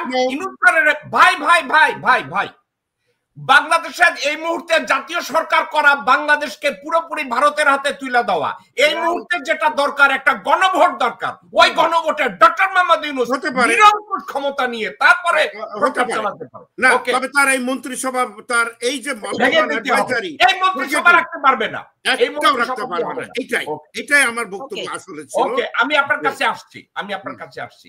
নীরা, ডক্টর শওকত আলী জাতীয় সরকারের কথা বলছে, আমি এটা অপোজ করে বলছি যে জাতীয় সরকার হইলে বাংলাদেশ ওয়াকারের কন্ট্রোলে চলে যাবে এবং ভারতের কন্ট্রোলে যাবে। এই মুহূর্তে দরকার গণভোট। ডক্টর মোহাম্মদ ইউনূস তার অন্তর্বর্তীকালীন সরকারের প্রত্যেকটা উপদেষ্টার পুন্দের মধ্যে লাথি দিয়ে বাইর করে দিবে, নতুন কইরা সে করবে। এবং আরেকটা দরকার, ডক্টর মোহাম্মদ ইউনূসের দরজার সামনে যে বেডিরে বসায় রাখছে, ওই বেডিরেও সরাইতে হবে, ওই বেডিরেও ওখানে রাখা যাবে। তাইলে রয়সা বাংলার ভিতরে ঢুকবে। আমি এটার উপরে আপনার মন্তব্য জানতে চাচ্ছি। আচ্ছা, থ্যাংক ইউ জেকব ভাই, আপনারা এতক্ষণ অনেক কথা বলছেন, আমি শুনছি। এই তা এখন যেটা আপনি বললেন সেটার মানে কনক্লুশনে আসে যে আমাদের গোটা বাংলাদেশটাই তো চালাচ্ছে গোটা বাংলাদেশেই তো ভরে আছে। এই ভারত চাচ্ছে আপনার পারিবারিক তন্ত্র রাজনীতি চাচ্ছে ভারতের জন্য এই দুইটা ফ্যামিলি থাকলেই চলবে। কিন্তু মাঝখান থেকে যখন দেখলো যে না, এই দুই ফ্যামিলিকে ব্যালেন্স করা সম্ভব হচ্ছে না, সে কি করলো, এই যে থার্ড আপনার এই যে ছাগলের 3 নম্বর বাচ্চাকে নিয়ে আসছে। এখন জিএম কাদের হয়েছে ছাগলের 3 নম্বর বাচ্চা। যখন দেখলো যে না, বিএনপির মধ্যে একটা গ্রুপ আসছে, আরেকটা গ্রুপ নিউট্রাল আছে, তাদেরকে আনা সম্ভব হবে না, তখনই তারা এই গুটিটা চাললো, এই ছাগলের 3 নম্বর বাচ্চা নিয়ে আসছে। আর আজকে দেখেন নূরের প্রতি এই হামলা আজকে নতুন না, একবার না, দুইবার না, তিনবার না, গুণে শেষ করা যাবে না নূরের অত্যাচারের কথা। নূর যেভাবে অত্যাচারিত হয়ে আজকে এই পজিশনে এসে দাঁড়িয়েছে, আজকে দেখেন র তো গোটা বাংলাদেশটাকেই রান করতেছে, কিন্তু এই র নূরকে প্রেডিক্ট করতে পারছে না, প্রেডিকশনে তারা ভুল করছে, লাইনে নিয়ে আসতে পারছে না। একটা জিনিস আপনি দেখেন, ওকে প্রেডিক্ট করে একটা বলে, কিন্তু নূর পিছলে যখনই দেখে অন্যদিকে ওর মাথাটা বের হয়ে যাচ্ছে তখনই কিন্তু ওর ঘাটটা চেপে ধরে, এবং ও প্রতিবার এই শিকারগুলো হচ্ছে একটা মাত্র কারণ, ওর প্রেডিকশনে ওরা ভুল করে ফেলে। তাই আমি নূরকে 100% ক্রেডিট দেব, সে বাংলাদেশি প্যাট্রিয়ট, সে বাংলাদেশকে ভালোবাসে, এটা আমি বলবো। এখানে যে যত কথাই বলুক না কেন, আজকে আপনি মিডিয়া জগৎ নিয়ে নূরকে যে কথা বলেন, নূর ওখানে একে প্রোটেক্ট করলো ওকে প্রোটেক্ট করলো, এটা হলো পলিটিক্স। এক একজনের ধারা এক এক রকম, এক এক ভাবে চলবে। এখানে আমি নূরের কোনো কিছু দোষের কিছু দেখি না। এখানে হলো গোটা বাংলাদেশ আমাদেরকে রান করছে র, তো সেখান থেকে আপনি কি আশা করেন, কোন দিকে যাবেন? ওরও তো জান বাঁচাতে হবে। নীরা একটু থামেন। আপনি বলতে চাচ্ছেন মুজিব শেখ যেভাবে ইন্ডিয়াকে ব্যালেন্স কইরা রাজনীতিতে ধীরে ধীরে নিজেকে আগাইছে, আপনি কি বলতে চাচ্ছেন নূরও তার পলিটিক্যাল ট্যাকটিক্সে এইভাবে আগাইতেছে? 100%। আপনি, কারণ এটা তো নূর যখন মিডল ইস্ট থেকে যখন বাংলাদেশে গেছে তখনই তো এই কথাটা বলেছি যে না, নূরের আইডিওলজিতে সে চলছে, সে যেটা করছে সেটা তার হইতে সে ঠিক করছে। আর এটা হলো এক একজনের পলিটিক্যাল অ্যাম্বিশন এক এক রকম হতে পারে, এক একজনের পলিটিক্যাল ধারা এক এক রকম হবে। এর অর্থ আপনাকে আমি ফলো করব, আমাকে একজন ফলো করবে, সব যে এক হাড়িতে চলবে সেটা না। নূর কোথা থেকে উঠে আসছে ওই সাবজেক্টটা আপনার দেখতে হবে। আজকে ভিপি হয়ে কিন্তু সব পলিটিশিয়ানরা এখানে আসেনি। গত 54 বছরে ভিপি যে যারা হয়েছে তাদের চরিত্র কিন্তু আমরা দেখেছি, আজকে নূরকে একা দেখিনি। সেই ভিপি জিএস দের সাথে যদি আজকে নূরকে কম্পেয়ার করেন, আমি নূরকে 100% ক্রেডিট দেব। নূর হলো বাংলাদেশের সৈনিক।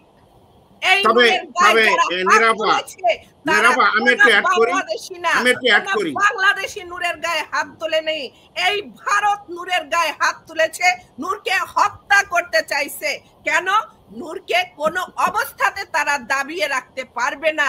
নূর আজকে এক কথা, কালকে এক কথা, পরশু এক কথা। নূরকে নিজেকেও তো ঠিক রাখতে হবে, নিজেকে তো বাঁচিয়ে নূরকে সামনে এগিয়ে যেতে হবে। ওকে, আমি একটু অ্যাড করি, এক সেকেন্ড একটু অ্যাড করি। হ্যাঁ বলেন। আপনার কথা যেটা বলেছেন যে নূর কার পন্থা নিয়ে এগিয়ে যাচ্ছে। শেখ সাহেব পাকিস্তান আমলে আওয়ামী লীগ তো আপনি জানেন কেউ করতো না, তখনকার মুসলিম লীগের আমলই ছিল, আমরা ছোট। তো উনি ফাইন্যান্সিয়ালি আওয়ামী লীগকে কোনো রকম সচল করতে পারছিলেন না। তো তখন তারা আওয়ামী লীগের লোকেরা তাকে ধরে বলল যে এরকম অবস্থা, আমরা তো কিছুই করতে পারছি না। তখন উনি বলেছিলেন একটা ঐতিহাসিক কথা, যে আমি যদি লন্ডন যেতে পারতাম, তাহলে যদি পারি তাহলে এই তোমাদের এই দুর্ভোগ থাকবে না। তার কারণ লন্ডন আওয়ামী লীগ বলে একটা সংগঠন ছিল, অত্যন্ত পাকিস্তান বিরোধী আওয়ামী লীগপন্থী, এবং অধিকাংশ লোক এরা সিলেটি ছিল, দ্যাট ইজ কারেক্ট, অন্য জেলার লোক ছিল। উনি লন্ডন থেকে টাকা আনতেন সবসময়, ইউসুফ আবদুল্লাহ হারুন বা অন্য গ্রুপ, জেকে খান গ্রুপ, এগুলো তো আমরা জানি। হ্যাঁ, ওনার পার্সোনাল যে স্পিড বোট ছিল, একে খান গ্রুপের স্পিড বোট ছিলেন, উনি চালাতেন। তো এই সুযোগ সুবিধা কিন্তু তারা নিতেন, এক্সেপ্ট মানানা ভাসানী জীবনে কখনো এই ধরনের কিছু করেননি। এই যে পলিসি দিক দিয়ে ইউ আর রাইট, এরা যারা নতুন রাজনীতি করছে, আপনি এনসিপি লিডারদেরও দেখেন, এটা নিয়ে আমরা আরেকদিন আলোচনা করি। ওকে, আমি ডক্টর মুজিব, আমরা আমাদের সময় শেষ ধাপে। আপনি নীরার মন্তব্যটা শুনেছেন, আমি আপনার মুখের দিকে আমি দেখে বুঝেছি আপনি নীরার এটাকে ডিসএগ্রি করেছেন।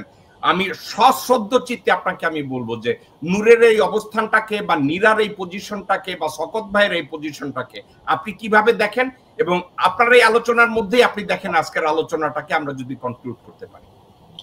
ধন্যবাদ।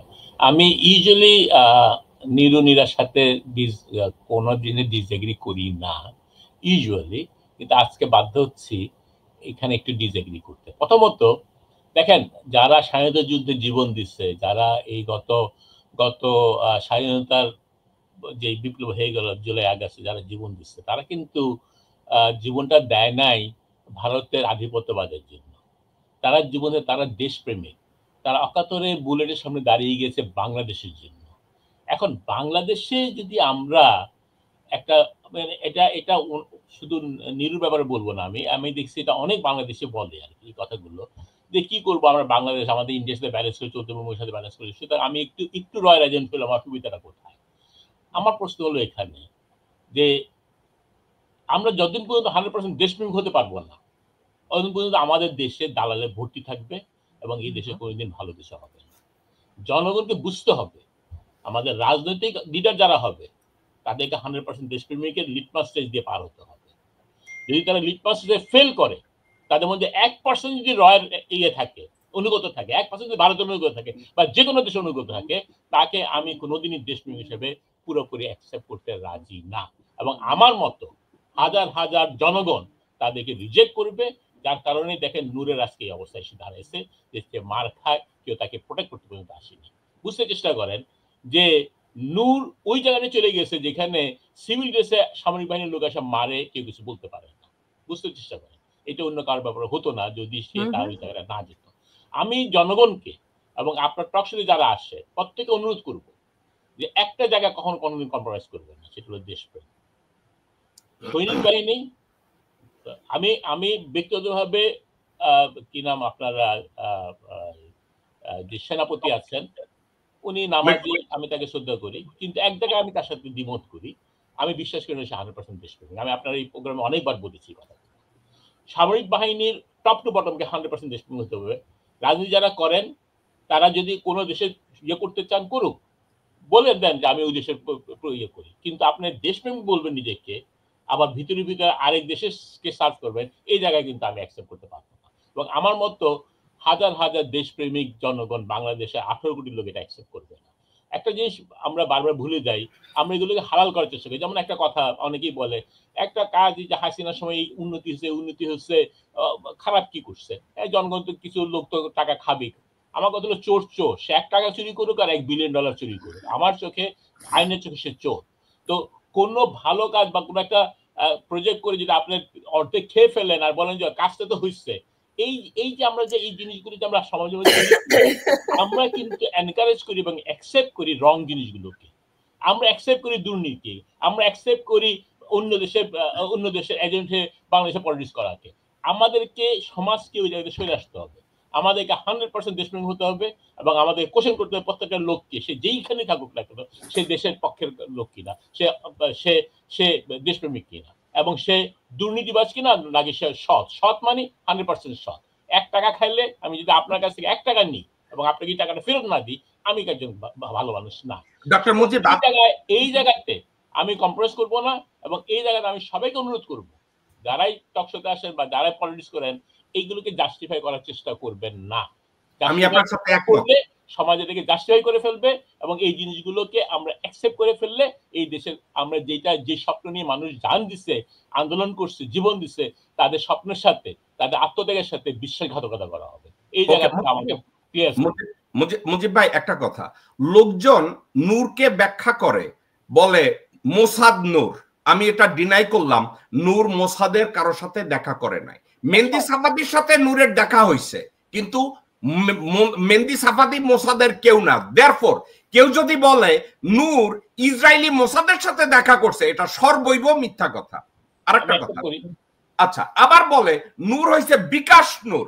হাসিনা পর্যন্ত বিকাশের মাধ্যমে আওয়ামী লীগের চান্দা নিছে। নূর যদি বিকাশ নূর হয়, হাসিনাও বিকাশ হাসিনা, খালেদাও বিকাশ খালেদা, তারেক রহমানও বিকাশ খালেদা, এবং বিএনপিও বিকাশ খালেদা, জামাত ইসলামীও বিকাশ খালেদা। দেয়ারফর নূরকে বিকাশ নূর বলা যাবে না। আমি আপনার এগ্রি করি। নূরকে কিন্তু আমাকে ওইখানে কোশ্চেন না, আপনাকে যদি আমি কিন্তু একবারও নূরকে বলবো না যে মোসাদ, আমি আপনি একটু ভালো করছেন যে আমাকে এই কথাটা বলছেন যে এই ওই লোকটা মোসাদ এজেন্ট না, হুইচ ইজ ফাইন, আমি আপনাকে এগ্রি করলাম। কিন্তু নূর কার্যক্রমে নূরের যতগুলি আছে তাদের দেখা যায় তার সাথে ইন্ডিয়ার একটা ভালো যোগাযোগ এবং সেটা মেনটেন করে চলে। এই জায়গাটাতে আমি আপনাকে বলবো, এই জায়গাটাতে আমি তার সাথে তার দেশপ্রেম নিয়ে কোশ্চেন করবো। এই জায়গাটাতে আমি আপনার সাথে পুরোপুরি একমত। এবং স্বৈরা শাসক ক্ষেত্রে সে সামনাসামনি না হোক, গোপনে ব্যাকডোর দিয়ে সাপোর্ট করে দিয়ে গেছে। বিকাশে কত টাকা পেয়েছে, সে যদি কোটি কোটি টাকা বিকাশে পায় এবং কোটি লোক যদি তাকে পছন্দ করে 20 টাকা তাকে প্রতিদিন দেয়, আমার তাতে কোনো আপত্তি নেই। আমারও কোনো আপত্তি নাই। সেইখানে আপনি তাকে বিকাশ নূর বলতে পারেন না। আপনি বিকাশে টাকা পাঠান, আমি বিকাশে টাকা পাঠাই, আপনি আমার সবাই কি বিকাশ হলো একটা চ্যানেল মাত্র। ওকে, তো এক্ষেত্রে নূরের একটা জায়গায় শুধু লায়াবিলিটি, ওই লায়াবিলিটির ক্ষেত্রে নীরার সাথে আমি আর আপনি মুজিব ভাই আমরা দুইজনই ডিফার করি। আমি আর আপনি এক পক্ষে, নীরার মতামত এবং ডক্টর শওকতের মতামত বোধহয় একটু ডিফার করে। আমি আর আপনি মনে করি বাংলাদেশকে গড়ার লক্ষ্যে কোনো অবস্থাতে ইন্ডিয়ার সাপোর্ট তো দূরে থাক, তার ধারে কাছেও যাওয়া যাবে না।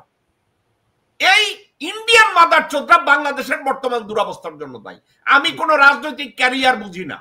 ইন্ডিয়ার পাশার মধ্যে লাগতে দিয়ে আমাদের টিক্কা থাকার নাম হয়েছে দেশপ্রেম, আমাদের ওইখানে দাঁড়ায় থাকতে হবে। এই একটা ক্ষেত্রে আমি আপনার সাথে একমত। মুজিব ভাই, আমাদের শোয়ের টাইম শেষ, আপনার কাছ থেকে আজকের পুরো আলোচনাটার আমি কনক্লুশন চাচ্ছি। আমি প্রথম জিনিস যেটা বলবো, নূরের যে ঘটনা হচ্ছে এটা একটা সিমটম, আমরা এটাকে যে সিমটম হিসেবে দেখি, এটার পিছনে যে একটা ষড়যন্ত্র আছে সেটার ব্যাপারে আমাদের মোশাদা করতে হবে।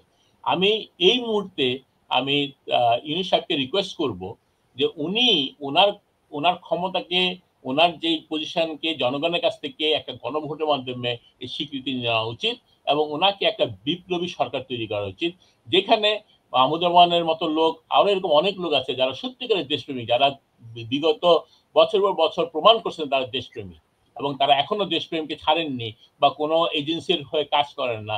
এইসব বহু লোক আছে যাদেরকে নিয়ে ইউনূস সাহেব আগাতে পারেন এবং ওনারা যে আগান ঠিকভাবে, ইউনূস সাহেব যদি সত্যিকার অর্থে দেশের ভালো চান, জনগণের উপকার করার জন্য এই বয়সে উনি হাতে এই দায়িত্ব নিয়েছেন, আমি মনে করি একটা বছর উনি দেখছেন ওনার ওই কি বলে এনজিওর লোক দিয়ে উনি অনেক কিছু করে দেখছেন, কোনোদিন কিছু হয় নাই, হাতের বাইরে সবকিছু চলে যাচ্ছে।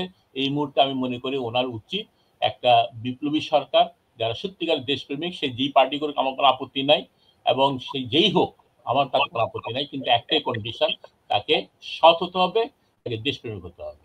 এই জায়গাটা যদি আপনি ঠিক রেখে একটা কিছু লোক নিয়ে নতুন একটা সরকার গঠন করেন এবং সেটা জনগণের কাছ থেকে গণভোটের মাধ্যমে এটাকে অ্যাপ্রুভ করে নেন, তাহলে আমি মনে করবো পুরো জিনিসটা হালাল হয়েছে।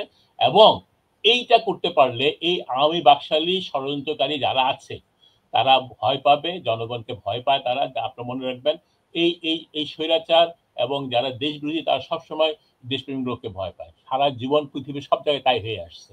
সুতরাং জনগণকে ঠিক থাকতে হবে, জনগণের অস্ত্র নামাতে পারবে না, জনগণের চেতনা কমাতে পারবে না।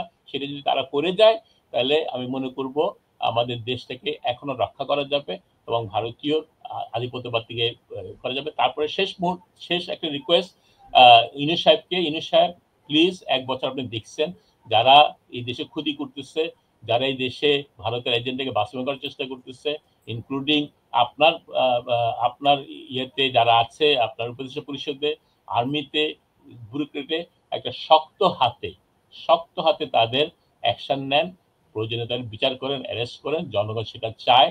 আমরা দেশে বিদেশে যত জনগণ আছে বাংলাদেশ প্রেমী, আমরা সবাই দেখতে চাই আপনি সাকসেসফুল হচ্ছেন, আপনি এই ভারতীয় আধিপত্যবাদ থেকে আমাদের দেশটিকে রক্ষা করছেন। এটি হলো আমার আজকের কনক্লুশন। ওকে, ডক্টর মুজিব আপনাকে অনেক ধন্যবাদ। ডক্টর শওকত আলী, আপনার কাছ থেকে আজকের পুরো আলোচনাটাকে কনক্লুশন শুনতে চাচ্ছি। না, এটা সিম্পল কথা। আমরা এত কথা আলাপ করেছি শুধু জনগণের জন্য, জাতীয় স্বাধীনতা সার্বভৌমত্বের জন্য। আমি অনুরোধ করব এই দেশের মালিক যারা জনগণ, আপনার শোর মাধ্যমে আমরা এই অনুরোধ করব এবং ভবিষ্যতে এই লক্ষ্যে আমরা কথা বলবো। সেটা হচ্ছে আপনারা দয়া করে রাজপথ ছাড়বেন না। আমাদের ষড়যন্ত্র শুরু হয়েছে বহু আগে, 15 বছর আমরা দেখেছি ষড়যন্ত্র। এই ষড়যন্ত্রকারী রয়্যাল এজেন্টরা এখন ভারতে, তারা আবারও ষড়যন্ত্র করছে ভারত থেকে, দেশের ভিতরে এবং বাইরে থেকে। আমরা জনগণ তাদের শক্তিকে বিশ্বাস করি এবং সর্বস্তরের জনগণ নিয়ে আমরা মাঠে থাকতে হবে, আমাদের রাজপথে থাকতে হবে।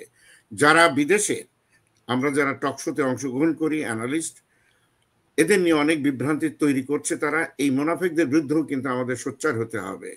তারা আমাদের কাছ থেকে টাকা নিয়েছে অথচ আমাদের বিরোধিতা করছে, নাম ধরছে। এই সমস্ত মুনাফিকি যাতে না হয় সেগুলো দিতে হবে। তাদের জানা উচিত যে শুধু আমি না, আপনি দেশের লক্ষ লক্ষ টাকা পাঠান, রেমিটেন্স পাঠান, এই রেমিটেন্স দিয়ে আমাদের এই মানুষকে সম্মান শ্রদ্ধা করতে হবে। বিদেশে বসে আমরা যে ভিডিও করি প্রফিটের জন্য, জ্যাকব মিল্টন নিশ্চয়ই 2 পয়সা 4 পয়সা আদায় করার জন্য এই ভিডিওটা করে না। সে দেশকে দেশের মানুষকে উজ্জীবিত করেন। এবং আমাদের মূল লক্ষ্য হলো এই যে জনগণকে সচেতন থাকতে হবে এবং তাদেরকে রাস্তায় থাকতে হবে। রাস্তা কোনো রকম ছেড়ে দেওয়া যাবে না। আমরা আগেও দেখেছি, এখনো দেখেছি, এবং তার বেনিফিট আমরা পাচ্ছি। Thank you. Okay, doctor Shawkat Ali, অনেক ধন্যবাদ আমাদেরকে সময় দেওয়ার জন্য। নিরুনিরা, আপনার কনক্লুশন শুনবো, তারপরে আমি শেষ করব। জি জেকব ভাই, থ্যাংক ইউ সো মাচ। এবং এট দ্য সেম টাইম আমাদের শওকত ভাই, মুজিব ভাই, আপনাদের সবাইকে মানে ধন্যবাদ জানাচ্ছি। আপনারা অনেক সময় দিয়েছেন, অনেক কথা বলেছেন। বিষয়টা হলো যে এখন যে বর্তমান সিচুয়েশন বাংলাদেশে যাচ্ছে এটা খুবই খারাপ। আর এই খারাপটা একদিনে তো হয়নি, আজকে 1 বছর পরে আমরা এটা দেখতে পাচ্ছি। সেটা হলো যে আমার যেটা মতামত সেটা হলো আমাদের গোটা বাংলাদেশটাকে রান করছে ভারত রান করছে। কারণ দেখেন যে এই অন্তর্বর্তীকালীন সরকার আসার সাথে সাথে দেখেন 3 মাসের মধ্যে কি হলো, ম্যাজিস্ট্রেসি পাওয়ার দেওয়া হলো আর্মিকে ম্যাজিস্ট্রেসি পাওয়ারটা দেওয়ার পর থেকে কিন্তু পুরো চক্রটা চেঞ্জ হয়ে গেছে, বদলে গেছে বাংলাদেশের বিপ্লবের ধারা। এই বদলে গিয়ে আজকে 1 বছর পরে আমরা যে রেজাল্ট পাচ্ছি এটা মানে খুবই জঘন্য বিষয় আমি বলবো বাংলাদেশের জন্য। এটা যতটা মানে 16 বছরে যতটা খারাপ কিছু না ছিল তার চেয়ে আরো বেশি খারাপের ইঙ্গিত দিচ্ছে এই ম্যাজিস্ট্রেসি পাওয়ারের কারণে। আজকে আমরা ধাপে ধাপে এগুলো সামনে দেখতে পাচ্ছি এবং আরো দেখতে পাবো। তাই এখন আমি বলবো যে বাংলাদেশের জনগণের এখানেই এখন স্ট্রাইক করা উচিত, এখান থেকেই ঘুরে দাঁড়ানো উচিত যে এখন আর কিছু আমাদের দেখার নেই, আর আমাদের হারানোর কিছু নেই। আমরা অনেক হারিয়েছি, আমাদের পিঠ এখন দেয়ালে ঠেকে গেছে। এখন আমরা যেটা বলবো সেটা সামনেই বলবো। আজকে যে ঘটনা নূরের উপর হয়েছে, ভিপি নূরের উপর হয়েছে, ভিপি নূর রাস্তার কোনো টোকাই না, সে একজন পলিটিশিয়ান। সে যেখান থেকে আসুক সেটা বিষয় না, বাট বর্তমানে সে একজন পলিটিশিয়ান, সে স্বৈরাচারের দোসর না। আজকে স্বৈরাচারের দোসর যারা, সেটা কিন্তু এই যে ছাগলের 3 নম্বর বাচ্চা, তারা কিন্তু প্রমাণ করে দিয়েছে স্বৈরাচারের দোসর যে তারা। এবং এই স্বৈরাচারের দোসরের ঘাড়ে ভর করে এই ম্যাজিস্ট্রেসি পাওয়ার যে নিয়েছেন সে কিন্তু সামনে এগিয়ে আসছেন। এই যে সামনে এগিয়ে আসছেন, এতে যে আমাদের দেশের অবস্থা কি হবে সেটা কিন্তু জনগণ আপনারা বোঝার বাকি নাই, আপনারা বুঝে গেছেন। এখনো কি আমরা সেই শেষ দেখাটুকু মানে আমরা অপেক্ষা করব, না এখনই আমরা কথা বলবো? তাই আমি বলবো আপনারা যে যেখানে আছেন না কেন, যে যেখানে থাকেন না কেন, আপনারা সবাই সুর তুলেন। আজকে আমাদের বাংলাদেশ যে অবস্থায় দাঁড়িয়ে আছে, যে সন্ধিক্ষণে আজকে বাংলাদেশ দাঁড়িয়ে আছে, এখান থেকে আমাদেরকে উঠে আসতে হবে। এই যে ভারতের তদারকি থেকে আমাদেরকে বের হয়ে আসতে হবে। আমরা গত 1 বছরে মনে করেছি আমরা ভারত মুক্ত হয়েছি, না, আমরা ভারত মুক্ত হইনি। ভারত আমাদেরকে আরো বেশি আঁকড়ে ধরেছে।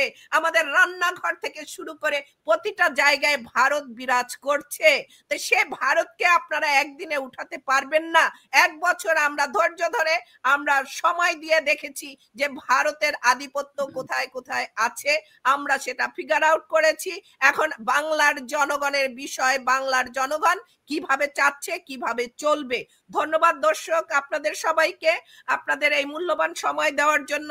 আমরা চাচ্ছি আমাদের এই প্রোগ্রামটি আপনারা আরো বেশি বেশি শেয়ার করেন, প্রতিটা ঘরে ঘরে পৌঁছে দেন এবং বাংলার জনগণ আরো সোচ্চার হোক, সামনে এগিয়ে আসুক। আমরা এই 24-এর বিপ্লব থেকে যা পেয়েছি, এই বিপ্লব আমরা আর চাচ্ছি না। আমরা চাচ্ছি স্বাধীন বাংলাদেশ, স্বাধীনভাবে বাস করতে। আমাদের উপর কেউ এসে হামলা তদারকি করুক, আমরা সেটা চাচ্ছি না। আজকে সেনাবাহিনী প্রমাণ করে দিয়েছে এই সেনাবাহিনী কাদের সেনাবাহিনী, এই পুলিশ বাহিনী কাদের পুলিশ বাহিনী। 16 বছরে যারা ছিল, যে যেখানে যে অবস্থায় ছিল, কাউকে সরানো হয়নি, কাউকে পদচ্যুত করা হয়নি, বরঞ্চ তাদের পাওয়ার বাড়িয়ে দেওয়া হয়েছে। তাদেরকে স্পেশাল পাওয়ার দিয়ে তাদেরকে আজকে এই পর্যায়ে হাঁটতে দেওয়ার সুযোগ করা হয়েছে। তো সেক্ষেত্রে আমি তীব্র নিন্দা জানাচ্ছি বাংলাদেশে আজকে যা হচ্ছে এবং হতে যাচ্ছে। ধন্যবাদ দর্শক আপনাদের সবাইকে। আপনারা সবাই ভালো থাকবেন, আমাদের জন্য দোয়া করবেন, আমরাও দোয়া করি। আসসালামু আলাইকুম। নিরুনিরা, অনেক মেহেরবানি, খুব ভালো কথা বলেছেন ডক্টর শওকত আলী এবং ডক্টর মুজিবুর রহমান মজুমদার। আপনাদের 3 জনকে অনেক ধন্যবাদ। আমি এখন কনক্লুড করব এবং তারপরে আজকের শো আমরা শেষ করব। আপনারা চাইলে আমার সাথে থাকতে পারেন। দর্শকবৃন্দ, এই ছিল আমাদের শো। যে কথাটা দিয়ে আমি শুরু করেছি, দ্যাট শ্রীমান ওয়াকার সেনাপ্রধান মির্জাফর একটা মেসেজ নূরকে পিটিয়ে দেখাতে চেয়েছে, এনসিপি কে বলেছে দেখো আমি কেমনে সাইজ করি। বেসিক্যালি এটা ওয়াকার কেমনে সাইজ করে, তার আসল টার্গেট দুইটা ছিল, দুইটা বা তিনটা টার্গেট ছিল।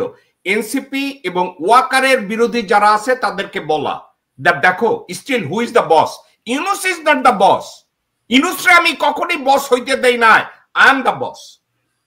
কেন ওয়াকার এটা হইতে দেয় না? ডক্টর মোহাম্মদ ইউনুসকে সে ফ্রম ডে ওয়ান সে আন্ডারমাইন করেছে। ডক্টর মোহাম্মদ ইউনুসের সামনে দিয়ে জেনারেল মির্জাফর ভারতের বিক্রম মিশ্রের সাথে ওখানে দেখা করছে। ডক্টর মোহাম্মদ ইউনুস এর বিরুদ্ধে কোনো কথা বলে নাই, ডক্টর মোহাম্মদ ইউনুস এটা নিয়ে কোনো প্রতিবাদ করে নাই, ডক্টর মোহাম্মদ ইউনুস ওয়াকারকে ওয়ার্নিং দেয় না অফিসিয়ালি। ডক্টর মোহাম্মদ ইউনুস একটা সংবাদ সম্মেলনে বা কোনো জায়গায় বলে নাই যে ওয়াকার তুমি ভারতের একজন ডিপ্লোম্যাটদের সাথে সেনানিবাসের মধ্যে নিয়ে ভাবে দেখা করতে পারো না, তুমি সেনাবাহিনীর শৃঙ্খলা ভঙ্গ করেছ। এর অর্থ কি জানেন? উনি গ্রামীণ ব্যাংকে নিয়ন্ত্রণ করেছে, কিন্তু পুরা বাংলাদেশকে গভর্ন করার মতো উনি বারবার যদি বলে আমার অভিজ্ঞতা নাই, উনি অভিজ্ঞতা সঞ্চয় করতে চায় নাই। ওনাকে অক্ষম করে রাখা হয়েছে।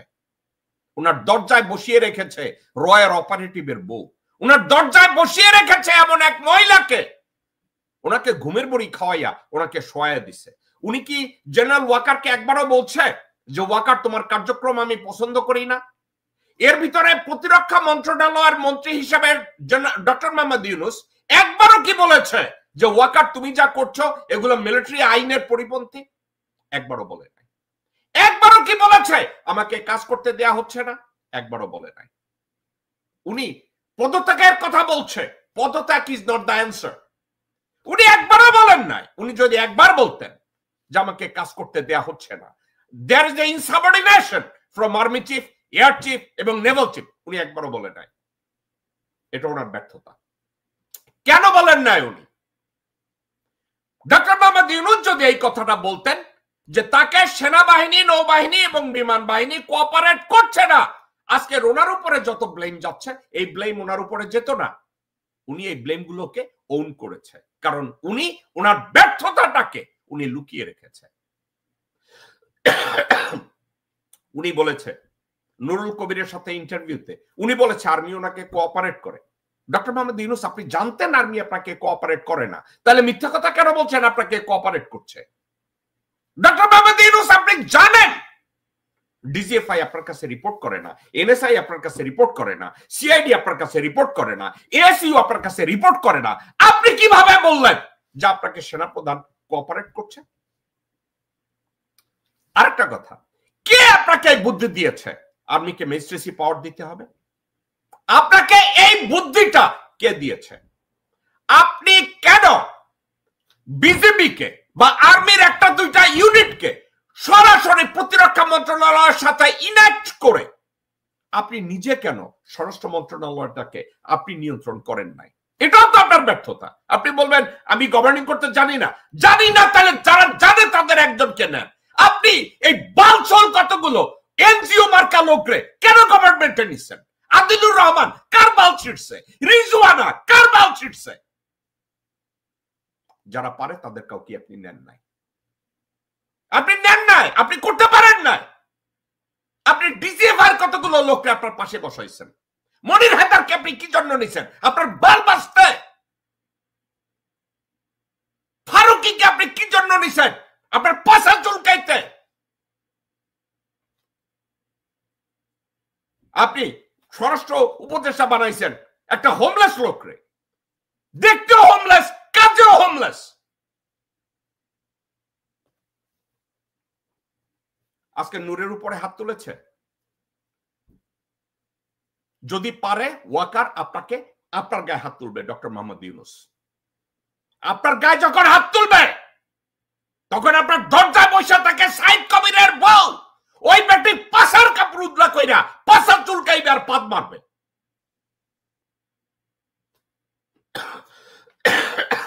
আপনাকে সম্মান দিতে চাই।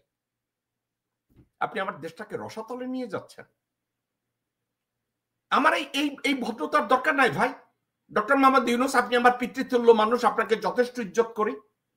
আমার দরকার নাই এই এত ভদ্রতা দিয়ে, এত সৌজন্যতা বোধ দিয়ে, এত কৃতজ্ঞতা বোধ দিয়ে আমার দেশটাকে রসাতলে নেওয়ার পক্ষে আমি না। নূরের ব্যর্থতা আছে, নূরের যথেষ্ট ব্যর্থতা আছে, কিন্তু নূরকে রাস্তাঘাটে এভাবে পিটিয়ে মেরে ফেলার পরিস্থিতি করার মতো কোনো লজিক আমার কাছে নাই। তার উপরে যে অ্যাটাক হয়েছে আমি এটা নিন্দা করি। নূর যেভাবে ভারতীয় দালালদের ডিফেন্ড করার চেষ্টা করেছে, এটা নূরের রাজনৈতিক ব্যর্থতা, অদূরদর্শিতা।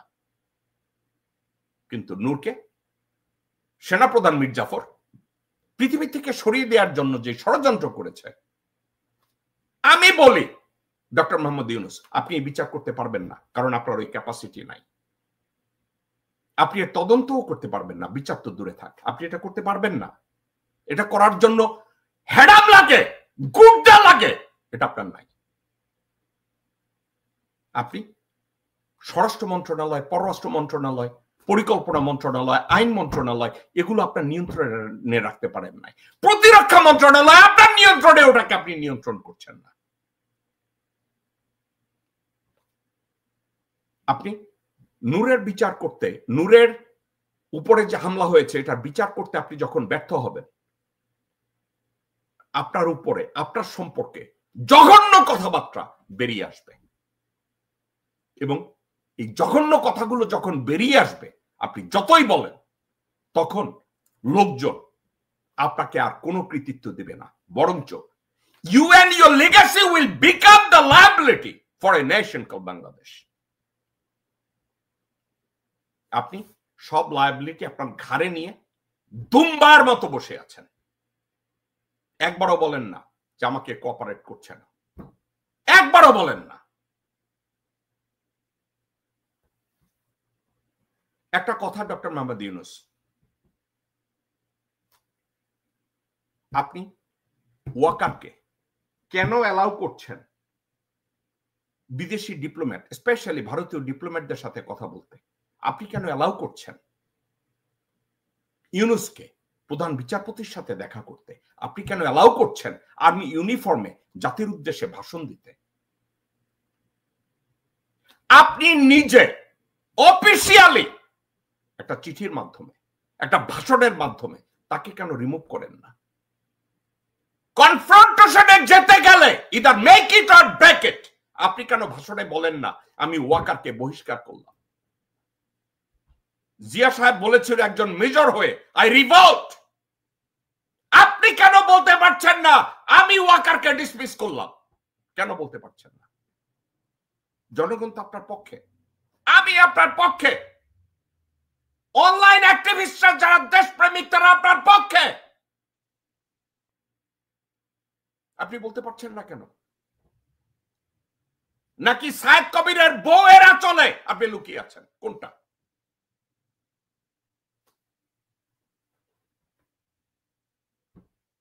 ডক্টর মোহাম্মদ ইউনূস, আপনাকে পিতৃতুল্য মনে করি, আপনাকে অনেক জ্ঞানী মনে করি, আপনাকে অনেক দেশপ্রেমিক মনে করি। জাতীয় পার্টি বাংলাদেশের জন্য লায়াবিলিটি, ভারতীয় দূতাবাস এবং ভারতপন্থীরা আমার দেশের জন্য লায়াবিলিটি। আপনি জাতীয় পার্টিকে যেভাবে সেনাপ্রধান মীর জাফর পুনর্বাসন করার চেষ্টা করছে, that states a fallacy. It's a mutiny. নূরের এই হামলার সাথে যারা জড়িত এদের প্রত্যেককে আপনি যদি অনতি বিলম্বে গ্রেফতার না করে, আপনি যদি এখনো ওখানে বসে ম্যাং ম্যাং করেন, দেশের জনগণ আপনাকে মাফ করবে না। সাবজেক্টটা আলটিমেটলি আজকে নূরের গায়ে হাত তুলেছে, কালকের হাসনাত আব্দুল্লাহর গায়ে হাত তুলবে, পরশুদিন নাহিদ ইসলামকে গুম করা হবে, তারপরের দিন আসিফ মাহমুদকে খুন করা হবে, তারপরে জারাকে খুন করা হবে, তারপরের দিন অন্য কাউকে গুম করা হবে, খুন করা হবে। ওয়াকারুজ্জামানের প্ল্যান এইটা। এবং তাদেরকে যখন খুন করবে আপনার তখন পদত্যাগের নাটক আর চলবে না। ডক্টর মোহাম্মদ ইউনূস, আপনার এই মুহূর্তে একটা নীতিতে চলা উচিত, either make it or break it. ওটা হচ্ছে আপনি এই ডিসেম্বরের মধ্যে একটা গণভোট দেন। আপনি যদি নিরঙ্কুশ ক্ষমতা গ্রহণ করে আপনার এই হিজড়া সম্প্রদায়ের মন্ত্রিসভাকে ভেঙে আপনি যদি সরকার চালাতে না পারেন, আপনি রিজাইন করুন, চলে যান দেশ ছেড়ে। আল্লাহ রক্ষা করবে আমার দেশকে। আপনার উপরে সবার আগে আমি ভরসা করছিলাম। You are putting me down, you are failing me. লোকজন আমার অফিসে এসে, আমার কাছে এসে অনেকে বলে, আপনি কাকে সাপোর্ট করলেন জ্যাকব ভাই? Therefore, আপনাকে ঠান্ডা মাথায় একটা কথা বলি, আপনার বয়সের ভারে আপনি টায়ার্ড হয়ে গেছেন, আপনি পারেন না, সত্য কথা বলে চলে যান দেশ থেকে। আপনার আর অর্জনের কিছু নাই। আমি জানি আপনি মানুষ সৎ, আমি জানি আপনি ঘুষ খাবেন না, আমি জানি পয়সার জন্য আপনি কিছু করবেন না, আমি জানি আপনি লোভী না, কিন্তু দেশ চালানোর জন্য যে ইনস্টিংস দরকার, যে ভিশন দরকার, ওটা আপনার নাই। আপনি দেশের 70% মানুষের জীবনকে শঙ্কার মধ্যে ফেলে দিচ্ছেন, বিপদের মধ্যে ফেলে দিচ্ছেন। You can not do that. আমি অত্যন্ত দুঃখ ভারাক্রান্ত মন নিয়ে আমি বলছি, for the last 6 months I was watching very carefully. You just put the people down. দেশের এতগুলো মানুষ আপনার উপরে বিশ্বাস স্থাপন করেছে, আপনি সেগুলো নষ্ট করছেন প্রতিদিন। কেন আপনি প্রতিদিন তাদেরকে এভাবে কষ্ট দিচ্ছেন? তাদের গণতান্ত্রিক অধিকারকে প্রতিষ্ঠা করার জন্য আপনি যেসব ছাতামাতা কমিশন করেছেন, কোন একটা কমিশন স্বাধীনভাবে কাজ করতে পারে না ওয়াকারের যন্ত্রণায়। ওয়াকার এবং আওয়ামী পন্থী লোকজনরা আপনার ক্যাবিনেটে বসে আছে, আওয়ামী পন্থী লোকজনরা সচিবালয়ে বসে আছে, আওয়ামী পন্থী লোকজনরা আপনার দরজায় বসে আছে, আওয়ামী পন্থী লোকজনরা আপনার ক্যাবিনেটের সব জায়গায় চারিদিকে আপনাকে নিয়ন্ত্রণ করছে, আর আপনি চুপচাপ বসে আছেন। একটা জিনিস, আমি যদি সরকার চালাতে না পারি, আমি কেন 20 কোটি মানুষের লায়াবিলিটি আমার ঘাড়ে নিতে যাব? 20 কোটি মানুষের অভিশাপ কেন আমি আমার ঘাড়ে নিতে যাব? আপনি কেন নিচ্ছেন? বলেন ও ওয়াকারের জন্য আপনি পারছেন না, বলেন আপনি অমুকের জন্য পারছেন না, বলেন আপনি আসিফ নজরুলের জন্য পারছেন না, এগুলো বলেন। এগুলো বলে যদি আপনি বিদায় হন, আপনাকে মানুষ দোয়া করবে। আর যদি আপনার হেডাম থাকে, গণভোটের তারিখ ঘোষণা করেন, গণভোটের তারিখ ঘোষণা করে আপনি নিরঙ্কুশ ক্ষমতা আপনার হাতে নেন, আর আপনার এই হিজড়া মন্ত্রিসভা ভেঙে দেন। যারা যোগ্য তাদেরকে নেন, আর যোগ্য মানুষ খুঁজে না পেলে আপনি টেকনোক্রেট মন্ত্রী, বিদেশি নাগরিক হোক, তাদেরকে দিয়ে আপনি মন্ত্রণালয় চালান, দেশকে ফিক্স করেন। এই ছিল আমাদের দর্শক শ্রোতা। আগামীকাল আমি শো করি না সোমবার দিন, কিন্তু আগামীকালকের আমি একজন স্পেশাল গেস্টকে নিয়ে শো করব বাংলাদেশ সময় রাত 10টায়। একজন আর্মির মেজর, তাকে 3 বার গুম করা হয়েছে, তাকে মেরে ফেলার চেষ্টা করা হয়েছে, সে দেশ থেকে কোন রকম জান নিয়ে বাঁচার চেষ্টা করেছে, এবং এই ষড়যন্ত্রের সাথে জড়িত ছিল ওয়াকারুজ্জামান স্বয়ং। তাকে বাংলাদেশের যে ন্যাশনাল আইডি করেছে, এটা ডাটা উনি নিয়ন্ত্রণ করতে চেয়েছে বাংলাদেশের পক্ষে। তাকে মেরে ফেলার জন্য সমগ্র ষড়যন্ত্র ওয়াকারুজ্জামান করেছে, হাসিনা করেছে। এখন পর্যন্ত ষড়যন্ত্র হচ্ছে। তাকে নিয়ে আমি আগামীকালকের বাংলাদেশ সময় রাত 10টায় শো করব। আপনাদের সবাইকে ওই শোতে আমন্ত্রণ জানিয়ে আজকের আমি আপনাদের কাছ থেকে বিদায় নিচ্ছি। আপনারা সবাই ভালো থাকুন, সুস্থ থাকুন, আমার জন্য দোয়া করবেন, আমিও আপনাদের জন্য দোয়া করি। আসসালামু আলাইকুম ওয়া রাহমাতুল্লাহি।